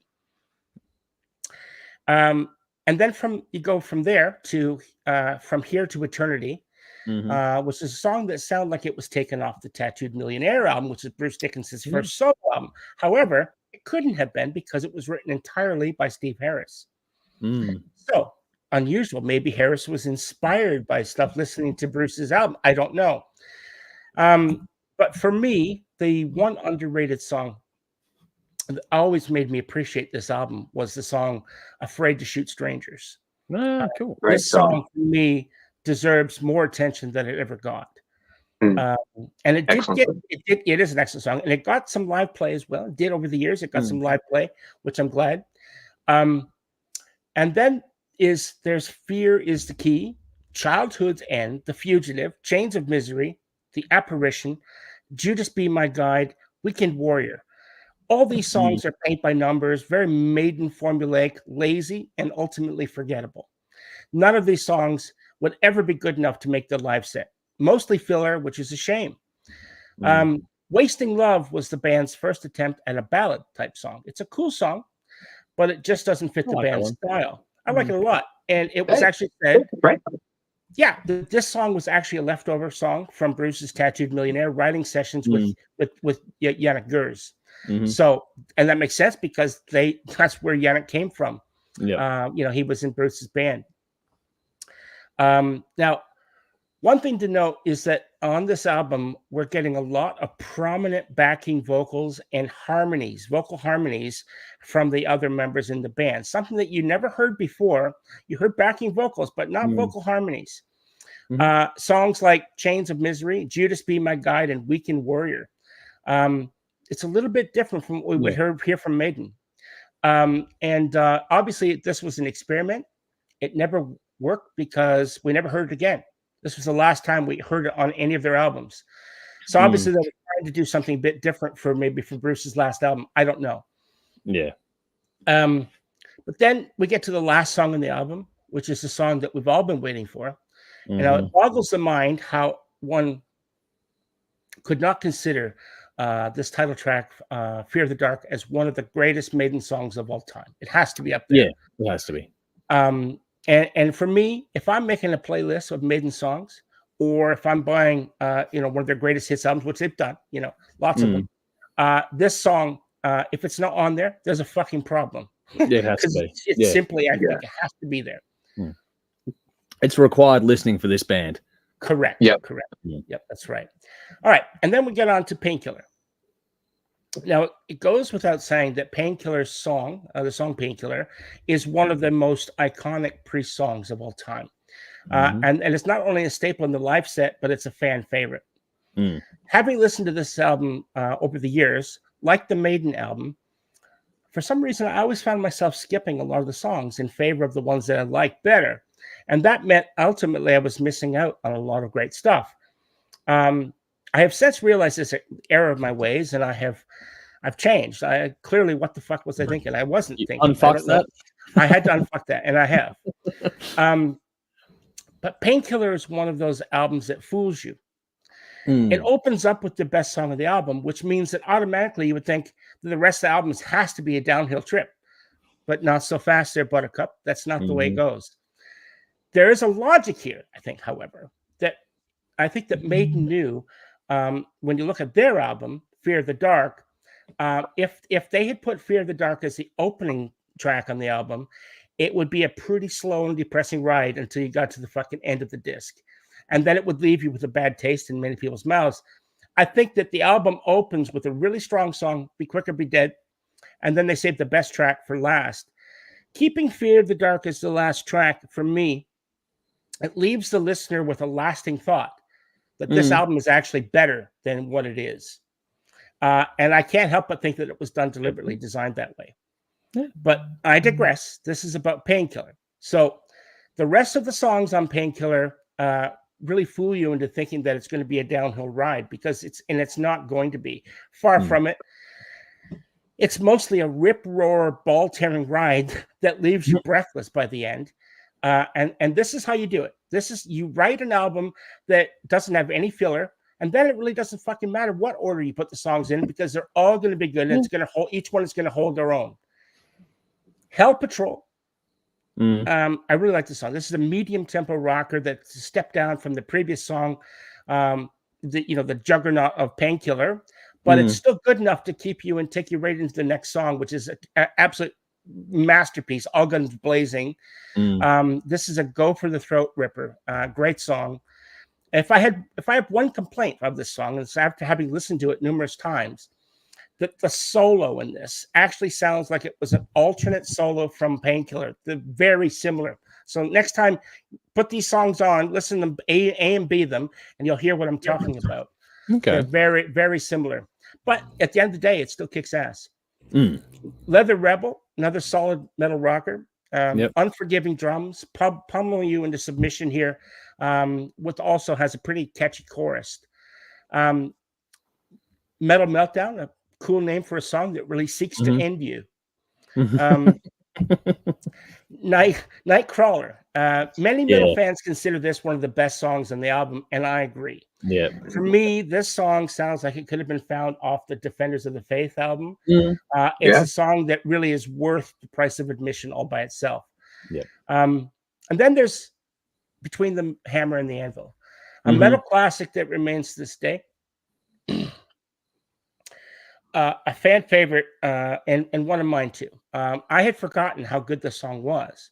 And I wonder if it was inspired or a leftover track from Ram It Down. I don't know. Possible. Kind of has the theme, but in a previous album. So I don't know. But it's still a killer song, all killer, no filler, And then of course is The Touch of Evil. Now this has always been one of my favorite songs, just for the atmosphere that comes with it. It takes you on a journey, and it makes no apologies for where it takes you. Battle Hymn, which is the intro really to One Shot at Glory, which is the last song on the original album release. It's full of emotion and depth. There's some really good songwriting here, but it's not trying to rip your throat out. It's what it's doing. It's laying a foundation for what came before, and I think it's just a really good way to end an album. To me, it's solid as a rock. And then, of course, if you have the deluxe edition, which is the one most of the Spotify and stuff have, it's got the song called Living Bad Dreams, which is a bonus track. It was never on the original album. This is where the tempo slows down, and the energy does too, to some extent. And I think the song could be considered a power ballad, but it's certainly not sunshines and rainbows. Yeah. It's a ballad about, loss and not being able to escape it, being it waking or sleep. It's the same nightmare. I think it works as a closer, though. It's a nice. It does. Yeah. Actually, it absolutely does. It got one of the better performances from Rob rather, on this album. Told you I'm fucked up. But it really does some great vocals. But I can understand why it wasn't included, because I think it's a good song, but it's not as strong as the previous 10 tracks that came before. Now, All Up. There's a live track after as well, but that was just Leather Rebel. So All Up, given that Fear of the Dark is an absolute ripper of an album in concept that is unfortunately marred by more than a few filler and forgettable tracks, it's easy to see tonight why Painkiller deserves to win this battle. I was wrong in my earlier assessment. If you're sitting on the fence about where to start with listening to this band, you cannot go wrong with Painkiller. It's a great place to start. It's simply one of their better albums that they've done. And when you put these albums side by side, it's the better album between the two. Every song is a rip snorter, and deserves to move on. And I hope that it does. Sorry for the ramble. No, that's all good. It's kind of fitting that the pre-drawn randomized order that I go through has pulled out Dave next. I am wondering if wearing the Iron Maiden t-shirt is a giveaway or a bait and switch. Let's see. Well, there's two fitting because that fits this album. Because we've done, you and I have done the whole battle before. We have. We've been here, man. Yeah, we've been here before, but it's always fun to do this and go back again. But where did you go this time around? Where did you land? Firstly, Judas, my guide. If you haven't heard Lord's cover, get on it. It's fucking great. Yes. It actually made me appreciate this song a lot more hearing their version because they fucking smoked it. It is really, really fucking good. This is a really good battle. As soon as I saw this matchup, I saw easy win, in my opinion. This is fucking easy. For those who know me and longtime viewers of the show, no, it's no secret, I'm Team Maiden. Both these albums are fantastic and show the growth of both of these bands for the 10 years leading up to this point, basically. Maiden did their first ballad of their career with the excellent Wasting Love, which I love, and Priest attempt to open the pits of hell with Touch of Evil. I fucking love that song. Always have.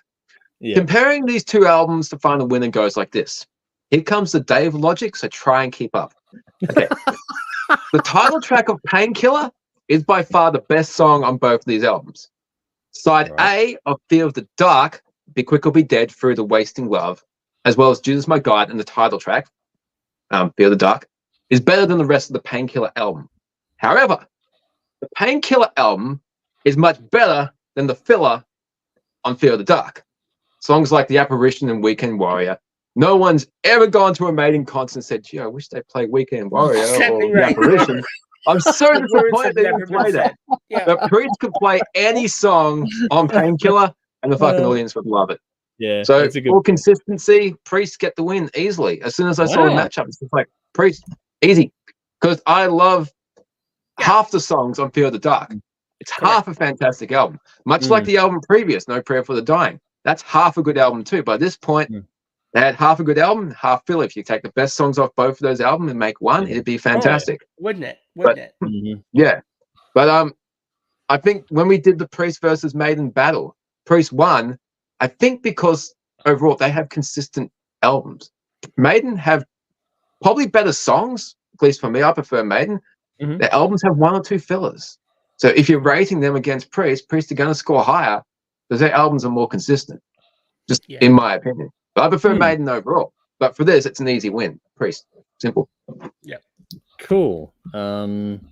Nice one. Is that how you thought it'd go? Did you think when you looked it up originally, were you thinking Maiden originally? Or As soon as I saw the 10 from 90 to 92, as soon as I saw the list, there's only one on there that was a hard choice, and that was the first one, Kiss versus Megadeth. Everything else, as soon as I saw it, I'm like, that. Easy. This was Painkiller straight from the start. Easy decision. Yeah. Nice. All right. Cool. Well, it's because then it's up to me next from memory. I just had an idea pop in my head, which I'll get to in a second, for something else. My mind goes in 5 different ways at the same time, people. So I've got some weird thing going on in my head, which has always been there. Good topic of discussion, though. Albums that appear better than they are because of the great songs supporting the lesser songs. Yeah. There's a lot of albums like that, actually. People say, this is a fantastic album because it's got this song. We all know they play it live. Then it's got these lesser songs that are supported by the higher ones. Yeah. Fear of the Dark is an example. I would say there's probably 4 songs on that album that are really good. And then the rest are filler. I'd say 6 or 7 or 8. 8 songs? 8 songs. Side A. Side A is all fantastic for me. And then the title track and Judas My Guide. I agree. Side 2 is poor. Yeah, it's very poor. It's only got one song. That's any good. Yeah, which is a monster. One. Yeah, it is a monster song. But that's right. You're right. It supports the rest of the songs. Yeah, but you can see what I was talking about. How the I think it mattered in which way they ordered it. Yeah, it's clever. The first song. It does make it stay in your mind longer and makes you want to go back to it because of the strength of that song. Now, I've got next call, and it's funny that we're because Fear of the Dark, that song is a beast. Like it's an absolute beast, and it's really funny to listen to the rest of the album because I listened to both these ones, and it in the context of things, one was like, oh shit, this is better. They actually were both better than I remembered. One was stronger than the other one, but they were both better because I always had a relatively low opinion of Fear of the Dark. I had the opinion all along that it was basically built around one song or two. So when you get to, I've appreciated it'd be quicker to be more over time, but originally Wasting Love and, Fear of the Dark were probably my 2 highlights on the album for me personally. Like they were just the ones that I really did enjoy quite a lot. And it's funny because in my listening this week, I've had this followed by Mandrake Project from Bruce Dickinson. And it's just a really quirky way it worked out for me for my listening this week. But, on Fear of the Dark, I reckon those are the 2 strongest songs for me personally. But the thing is that Fear of the Dark is just such a monster song that it does make up for a lot of the shortcomings of the other songs. Then you flip over to Priest. You got Painkiller, which is your opening track versus your closing track in terms of, your big moments. Jeff, you mentioned All Guns Blazing. Nightcrawler, my goodness, what a fucking riff that is.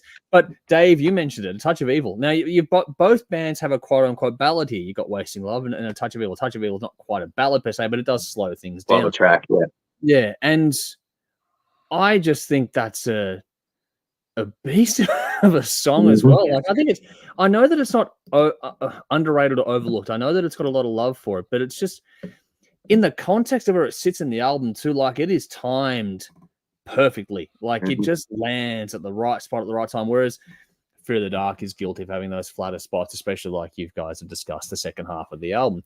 I think that whilst you said before, you can play any song from the Priest album live and people are going to be happy overall. People maybe not so much with the Fear of the Dark album. They want Fear of the Dark, the song, but the rest of the album, maybe not. But for Priest's, Painkiller, I think you could play most songs off of that and the audience will eat it up. And to me, it was funny because, like I said before, both albums were better on Remembrance. Like I forget when we did it. We did that definitive, Iron Maiden special a few years ago now, Dave, in the garage setting, and I think Fear of the Dark was on my lower ranked albums from memory. Just going through that process, it would be mine too. It was down the bottom somewhere. Yeah, just wasn't a strong album. But going back in this process is like, actually, hang on, this is better than I thought overall, which made me start to second guess my decision. But then, you put you put Painkiller on, and it's like, yeah, okay. Seriously, not this time around. It's funny that it's 1990 versus 92, and we drew out a by quirk, the top or the third top choice for both bands ends up being another Priest versus Maiden one. I'm like you, Dave. I'm more normally in Team Maiden's camp. You and I both in the same camp for the specials we did years and years ago back in the old studio days. But this time around, I think it's pretty hard to go past Judas Priest for me. I think that it's funny that, I mentioned that Iron Maiden's, Fear of the Dark was better than I remembered it being. Painkiller ended up doing the same thing. It was like, oh, hang on, I forgot how good this was. That's right. It's like from beginning to end, you sit there and go, wow. And it was funny reading the comments because a lot of people thought that Painkiller is not one of the band's stronger albums. And I'm like, are you crazy? You listen to the same thing as me? I think it is. Yeah, no way. It's very strong. It's a strong album from beginning to end. So if you're one of the ones that thinks that it's not the strongest album, just go back and revisit it a bit. There's love for both bands. It's a pissing contest. It's all a bit of fun and games at the end of the day. But I just thought that both were stronger than I thought. It's just that Painkiller in this context is just a beast of an album from beginning to end. It has less weaker spots on it. It's just one of those ones where just in pure album craft. Both bands had great performances. I think the mixing was more dynamic and interesting on Painkiller. Personally, there was more going on there. Like even that Fear of the Touch of Evil, the way they set it up with the 80s synth and that, it was really well done. But it doesn't feel dated, which it could so well feel dated. No, it doesn't at all. But it doesn't. So I think it's a bit more timeless overall from beginning to end. I think that the track Fear of the Dark is an all timer. But I just think the overall aspect of the album for Painkiller is what gets the win for me on this one. So it is a pretty straightforward battle this week. It's funny because it wouldn't have mattered because Belle gave me her vote. She was going to go Judas Priest as well. So the only person we don't know about was Conrad. So the only person that can tell us if it's a clean sweep or not is Conrad. But either way, it wouldn't have mattered. So we don't have anything to worry about. And again, for another week in a row, we are on par with the audience. So it's another round for 1990 because I agree. About 3/4 of the vote went with Priest this time around. So it was not a much stronger margin, but the margin was stronger this time around. So out of it was about 3/4 of the vote went through to Judas Priest in the context of things here as well. Next week is going to be fun. We're going to change it up and go to entirely different genres again because that's what we do with these things as they break down. So I know you guys know, but behind the scenes here. But for you at home playing along, we have Queensryche's Empire going up against Pantera Vulgar Display of Power. That's next week's battle. Interesting battle. It is interesting. There's going to be some interesting ones thrown up out of this. What do we got here? So Chris says, you guys are on a different timeline. Slayer. Well, we're not doing Slayer tonight. We did that the other week. Slayer. Yeah, I want to talk to you about metal. Well, we are talking about metal, just different kinds of metal, obviously. EP versus an album. Okay, from Chris as well. That's an interesting context there. Chris says all Jeff wanted was a Pepsi. Just one Pepsi. Yes. I was nicely done. Well done, Chris. All right. Ben says Painkiller is a beast, but it depends on your tastes. Whoever chose this idea is a very challenging bastard. Well, the audience did. We put it up to the audience poll. Yeah. We are slaves. We are monkeys to the audience. Yes, dance, monkeys, dance. Oh my God. I can't believe I said that. No. Rowan, moving on. Rowan says another pair of new listens to me, though they're pretty much what I expected. Favorite song was A Touch of Evil, but I liked more of Fear of the Dark. So there we go for Rowan. Okay. That's in there. Chris says you all need more people watching. Well, we keep trying it. It's actually growing week on week, which is good. Tell your friends. Tell your friends. Tell your friends. We are tell your enemies. Yeah. Stand outside of school and say, "Watch the Hard Rock Show." Get a reference. Just not in a trench coat. Also says one of my first open the trench coat, the Hard Rock Japan. Yeah, but one of Chris' first tapes. Yeah, nice. Yeah. Made in Japan. Nice. Yeah, Chris cool. has some popular songs, which is cool. Adrian's jumped in saying, "What's up, mate? It's good to see you. Hopefully you're keeping well out there too." Michael said Don edited keyboards on Touch of Evil, but then added synth bass over the whole album and rumored to have a place bass on Total, give it a different sound. Interesting. I'll have to dig deeper into that one. But Adrian says, I think Stained Class was a good Judas Priest album. It is. I think it's overlooked a bit. Chris says, is Dave speaking English? No Prayer has more than one good song. I didn't say one good song. I said about half good songs. There is some filler, much like Fear of the Dark. But it's a half album, yeah. Yeah. Assassins is fantastic. Mother Russia is cool. Gunner, fucking Tailgunner is awesome. Yeah, bring your daughter to the slaughter. Yeah. Go to the slaughter, yeah. That's another time. Holy Smoke, another good one. Holy Smoke, yeah. There are some good ones on that one.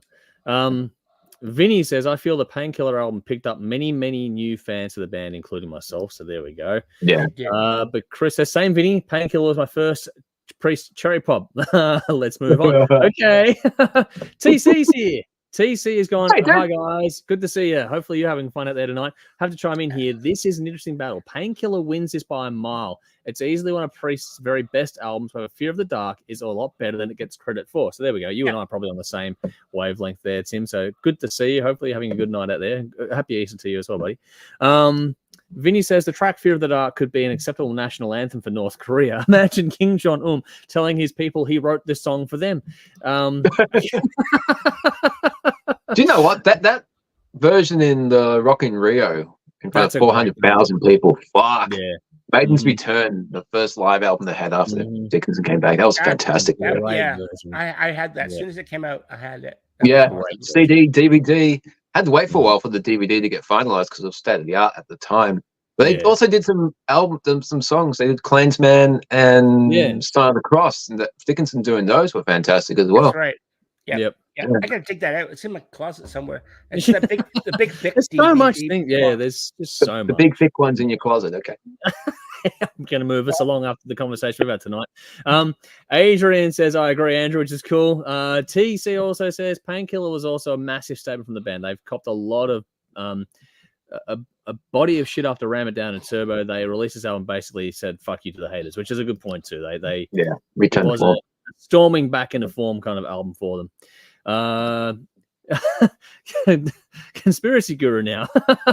The 3-guitar Maiden didn't really work for me, but Richie Faulkner does. So there we go.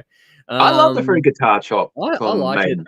I think it's fantastic. One of my favorite Maiden albums, if not my favorite album, is Brave New World. So mine too. I love from Dance of Death onwards, they really started to fuck around with the triple harmonies rather than just the double, which is cool. And brought new dynamic to the older songs when they play them live, or if they just play a twin guitar harmony, you can keep the rhythm playing. And that said, Richie Faulkner does bring something special into Priest. Fuck yeah, well. He does. Heart Attacks. I was just going to say, in regards to Maiden, right? So when you had Yannick Gers coming in to replace, Adrian Smith. Yep. When Bruce comes back with Adrian Smith, they could have turned around. They could have turned around and said, "All right, they kept him. That was cool. They kept him exactly right. Yeah, and that shows you the type of people they are. But somebody has to throw his guitar over his shoulder while playing live. But that sort of thing, I think it's underrated because look how it's worked out for Halloween as well. Yeah. That's right. Keeping, fucking Halloween are a beast now. 3 guitarists and 2 singers. I usually say less is more, but in terms of membership in a band, more is definitely more. Halloween, fucking Anthrax. Anthrax. There's no reason why you can't have 2 singers. 2 singers do it. Imagine Belladonna and Bush. And Bush. Holy shit. That would be it. Wow, that would be cool. Anyway, well, Nicole says, I love both albums, but I will choose Maiden over Priest. There we go. We got a dissenting vote here. A lot of shit. Fuck autocorrect from TC. There we go. Yeah, I figured I knew you were going. Chris says, but Painkiller versus a Power Sleeve or NOB. Number Beast. Number of the Beast, yeah. Another story. That's probably true, but this is the way it lined up. Painkiller versus Knob. Fucking basketball. What the fuck? I don't know what's going on, Benjamin. I swear to God, fucking autocorrect fucks up more than ever fixed. Stupid invention. So there we go. Give me 5 minutes alone in a small room with the person who invented autocorrect. I'm sure I'll be able to teach them a lot in a very short span of time, actually. So there we go. It's never ducking. I tell you that right now. Vinny says, would there be a band that has formed in the last 20 years that could command an audience that Iron Maiden did with that Rock in Rio Spectacular? Nope. Doubtful. They're formed in the last 20 years. No, not yet. Not yet. But TC said Be Quick or Be Dead is also a great album opener. It is a very good one. It sets the tone nicely. And Michael says Yannick has a degree in philosophy, doesn't he? Guitar over shoulder, all good for me. I'm not sure about his degree, but if he does, that's to him. But no, I think the triple attack has worked out well for them. Yeah, it's cool for me. I think and I like the albums I've done later on as well. But yeah, like I was saying, next week it's Queensryche Empire versus Pantera Vulgar Display of Power. Again, I know 2 very different albums, but it's going to be an intriguing battle to see which one comes out on top. That one, and I had a random fantastic. Yeah, we haven't got a collection thing for next week, and I was thinking about going back to doing build a band. Because we've done that a few times in the past, but I had a random idea that's going to be floating out here. You can shoot it down now for all, it is what it is.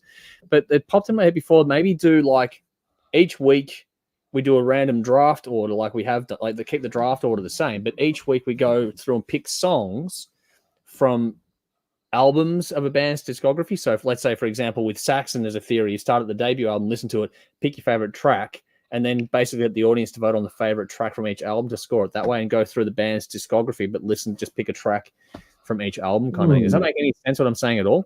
Yeah, I get it. Interesting. So let's say, you listen to the debut album one week and then we all go through and pick tracks. Then you go to the next same album. Song. Yeah. You can't pick the same song. But then the next week you go to the second album, the sophomore album. It's got the best greatest hits. Yeah, and then basically whoever gets the best playlist at the end kind of wins, if that makes sense. So it's build a playlist out of a band as opposed to build a band or build that's cool. It's something different. I don't know. It's something I thought about. It just popped in my head when we were sitting there talking before. So it's like, it's an idea. Yeah. We can explore it. If it works, it works. Pick a good band to do it with. Yeah. Well, that's the thing. Yeah, picking a band is key, but could be interesting. Wasp. It could be fun. It's the 40th anniversary for them this year. We might be one to explore. Yeah. There's a few things going on, but yeah, that's definitely up there. But anyway, it's almost time to get out of here, folks. We got not much left to take care of except to go to the bin. So I'll do a quick little usual preamble here while everyone who needs to can think of something to put in the bin. But again, like, follow, subscribe. If you like us, people are saying we need more views, then please do spread the word. Interact with our posts in general. Help us get the word out there. And if you'd be so kind, please check out our Patreon page as well. You get a lot more stuff behind the scenes than you might expect. It's tattooed on your arms. Show your friends. The trench coat thing with the Hard Rock Show. It's all good. Yeah, spread the word. Whatever works. But yeah, check us out on Patreon. Our links, check out our website for the links on all the stuff we're doing. Check us out on television as well, 10:30 p.m. on Saturday nights in Channel 31 Melbourne and Geelong, and 10:30 p.m. Thursday nights on Channel 44 in Adelaide. Both of those are local time for those respective regions, and also you can check them out on the CTV Plus app and ctvplus.org.au as a simulcast context or whatever, broadcasts, I should say. We do live streams every week. We do other stuff behind the scenes, Patreon, and all that sort of stuff. Chris has gone, show is over early. It's obvious Bell and Conrad are the ones who won't shut up. Don't know about that. No, obviously. Nothing to do with me and Jeff, who can't fucking write anything that doesn't go more than less than 2 pages. Yeah. But yeah, it's one of those ones where I think we still had a lot of fun tonight, though, which is cool. But yeah, we'll look forward to getting the others back when they're ready now. I think Bell will be back next week. Conrad's hopping back next week as well, so we'll see how it all shakes out. But just one of those things where we have the option to obviously change nights sometimes, but I'm trying to move away from changing nights, just keeping a regular schedule here, and just whoever sort of is available, it's just we'll work it out that way versus any other way, just to keep the I think it's easier all around just to keep the routine, because for me in particular, with the editing I do behind the scenes, just changing nights up makes it a bit more challenging for me as well. But yeah, I think that's about it. Ben says cost of living crisis in the fucking bin. Oh, yeah, that's definitely a thing. But I agree, man. Let's go to the bin. Let's go to Jeff first. What are you putting in the bin this week? Well, this week, obviously, this fucking flu thing I've got can get in the bin. That goes without saying, because it's knocked the shit out of me. After just 2 hours here, I feel like I'm gonna go into a coma for a month. Yeah, but, sorry, man. No, that's fine. I'm kind of glad that it's gonna, but yeah.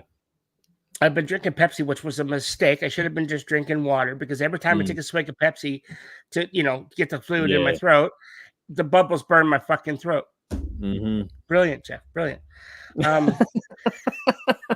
But I do have something that's near and dear to my heart that is going into the bin.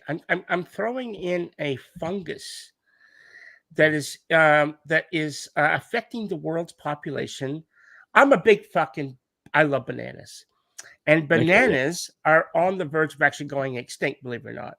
Wow. At 99% of the world's bananas all come from the same strain. It's called the Cavendish strain. Yep. And bananas aren't grown by seeds. They're grown by they splice into the root.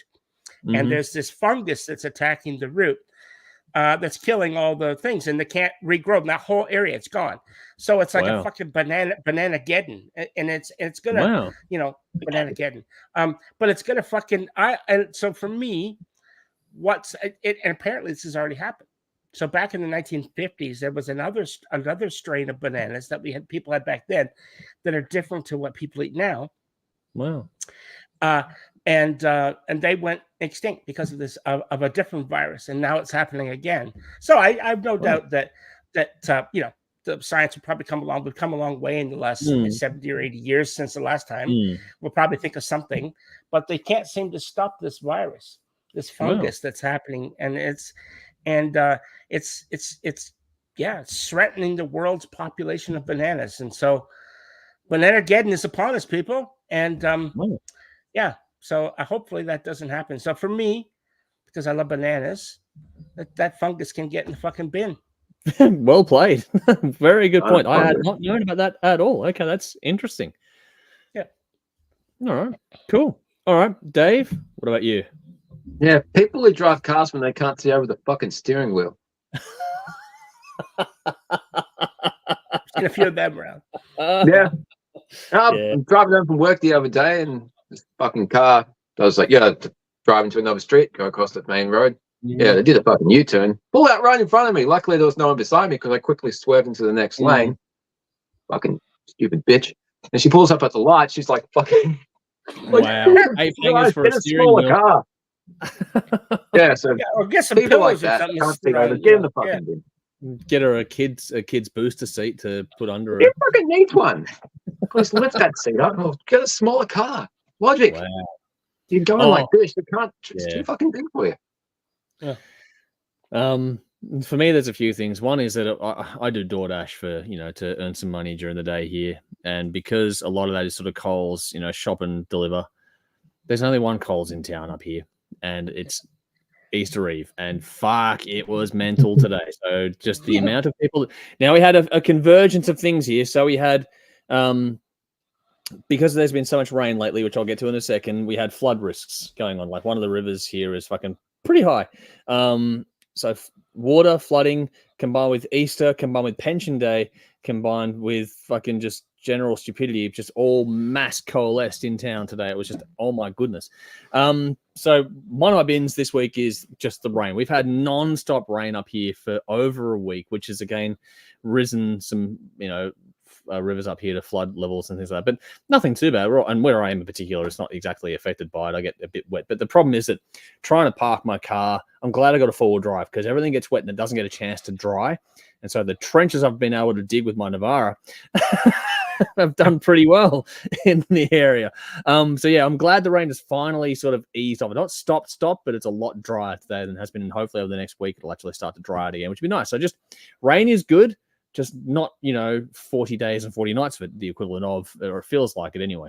But then my other bin for this week is, we touched on at the start of the show, and that is the current state of live music in general. We will have more to say on this in the future, I'm sure. But I think we're at a bit of a turning point for the live music industry. I think because of the cost of living crisis that's been mentioned and a few other things going on, and just prices going higher and higher, and everyone taking more and more of a cut.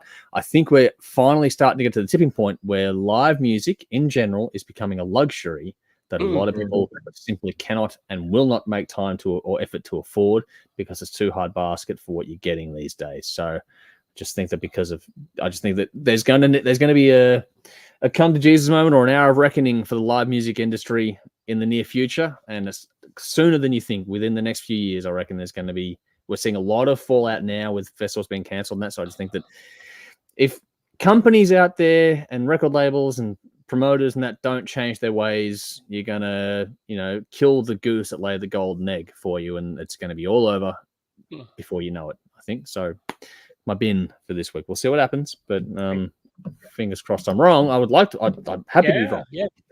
But speaking of live music, I almost forgot. Oh. I got a ticket. Man, buddy, he messaged me. It's like, would you go see these guys? I'm like, fuck yeah. So I sent him the money. It's Dave would like this Amarantha, the band. Oh, so cool. I got my ticket to see them in September. Yeah. Awesome, man. Cool. Yeah, I liked them a lot. So I thought, why not? That'll be a cool they show. do remind me a lot of Nightwish. So probably this will be my only chance to see a band that sounds kind of like in some ways. Not as good as No. No, but they're still. I've listened to the album. Good. It's an interesting album. The last album. Yeah, I listened to it. I liked it. I think the previous stuff I prefer more than this new one. But they're good. So God, I like this album much more. Maybe a grower. Maybe that's grower, cool. maybe. But so now I'm seeing this is a big year for me. So I'm seeing Unleash the Archers. I'm seeing Amarantha, and I'm seeing Maiden. All wow, that's cool. Very cool. Yeah, live music for me. Last year, the year before that, I saw Ghost, and that was it. Yeah. I think before Ghost, I hadn't seen a band in years. 10 years ago, I was seeing fucking bands every month and just seeing local bands every week. Yeah, that's how much it's changed. 10 years ago, it was always out. Yeah, can't do it anymore.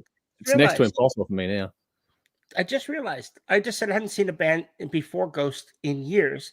Interesting note that in 2019, they were the last band that did the festival download. Mm-hmm. I went to the show, and then they were the next band that I would see in 2023. Wow. Was Ghost again. Fuck, okay, that's cool. Wow. This year I saw Ghost, or was that last year? No, last year. Last year, yeah. It wasn't long after. Yeah, it was about October-ish because it was not long after we moved up. Time goes crazy. Time flies. But yeah. It's like that's a 4-hour round trip to go and see a band. It's 2 hours to drive and 2 hours to drive back. So it's like it's a bit stiffer to do that up here now. We'll see how it happens, but fingers crossed. Once things a bit more settled, we finish building and that. Then of course. You've got so much shit on your plate, Yep, but that's life. Here we go. Sally says, thanks, guys. TC's gone. Brisbane getting the bin for stopping us all from starting the weekend with Collingwood being 0-4. Sorry, Andrew. Fuck off. I'm happy. What do you got? Ben says, I'm always here available to help fill any gaps you need me for. Cool, man. Vinny says, fucking right-clicking on this mouse. My bin is that psychedelic reggae band I went to see last Friday night. They were actually not as bad as I had hoped, but the finger food triggered some crazy IBS. There you go. That can go in the bin for sure. Ben says on the panel, I figured where you were going with that one, Ben. Chris says that old banana, which is now extinct, is the actual taste that banana flavor is based on. Well, there you go. Okay. There you go. Yeah. It's called a big says something, big Carl or big Jim or something. That's what it used to be called. Yeah, okay, don't have to look it up. Vinny says, I'll still drag my knuckles on the floor when I walk, regardless of when bananas run out. So nicely done. Michael says, Canadian flu, Jeff. After all your Canadian mate was here, flew in the bin, get well soon. So there we go. He actually messaged me. He's in Japan now. Wow. And he flew in Japan there after he left here. He went to Sydney for like a week, and then he flew to Japan. And he been sick as a dog. He got coronavirus in fucking Japan. Wow. Yeah. So there you go. It's happening everywhere. Yeah. Benjamin's just giving us a whole lot of bananas, so there you go. Vinny says, stay safe over the Easter break, everyone. Be more patient on the roads than Dave. See you next Thursday. Ben says this heat is causing a lot of things to be left behind us. We're all going to be forced to make cuts one way or another. That's true in the world at the moment. Basher says I got sucked in with a Pandemonium concert. They had a special recently. Buy one ticket, receive one for free. It cost me $260, and a couple of days later, it's cancelled. Stinks. Not cancelled yet. It's just diminished. Rowan says Bananarama is extinct as well. So there we go. And Chris says, my guys, this old guy managed to start till the end. Well done. Well done to you. But that is about it for us. Thank you all so much for tuning in. It was good to get some more faces here tonight, which is good, actually, looking at the numbers just randomly behind the screen here. Like and subscribe. Like, subscribe, all the usual stuff. We do have to keep plugging it, but we do have a lot going on this year. It's not going as fast as I wanted to, but we do have lots of plans for this year. So make sure you keep up to date. Catch us on telly. To Dave and to Jeff, thank you so much for jumping in tonight. It's been a lot of fun, as always. Nicole quickly here going, thanks, guys. That'll be the last comment I'll pull up tonight. The rest we'll look at later on. But yeah, thank you all for joining us tonight. Hopefully you've had a lot of fun. We look forward to your company, same time and place next week. Again, thanks, Dave. Thanks, Jeff. I'm Andrew. We'll see you all again very, very soon. Until then, you know what to do. As always, folks, drink up. Drink up. Rock on. Rock on. See you later, guys.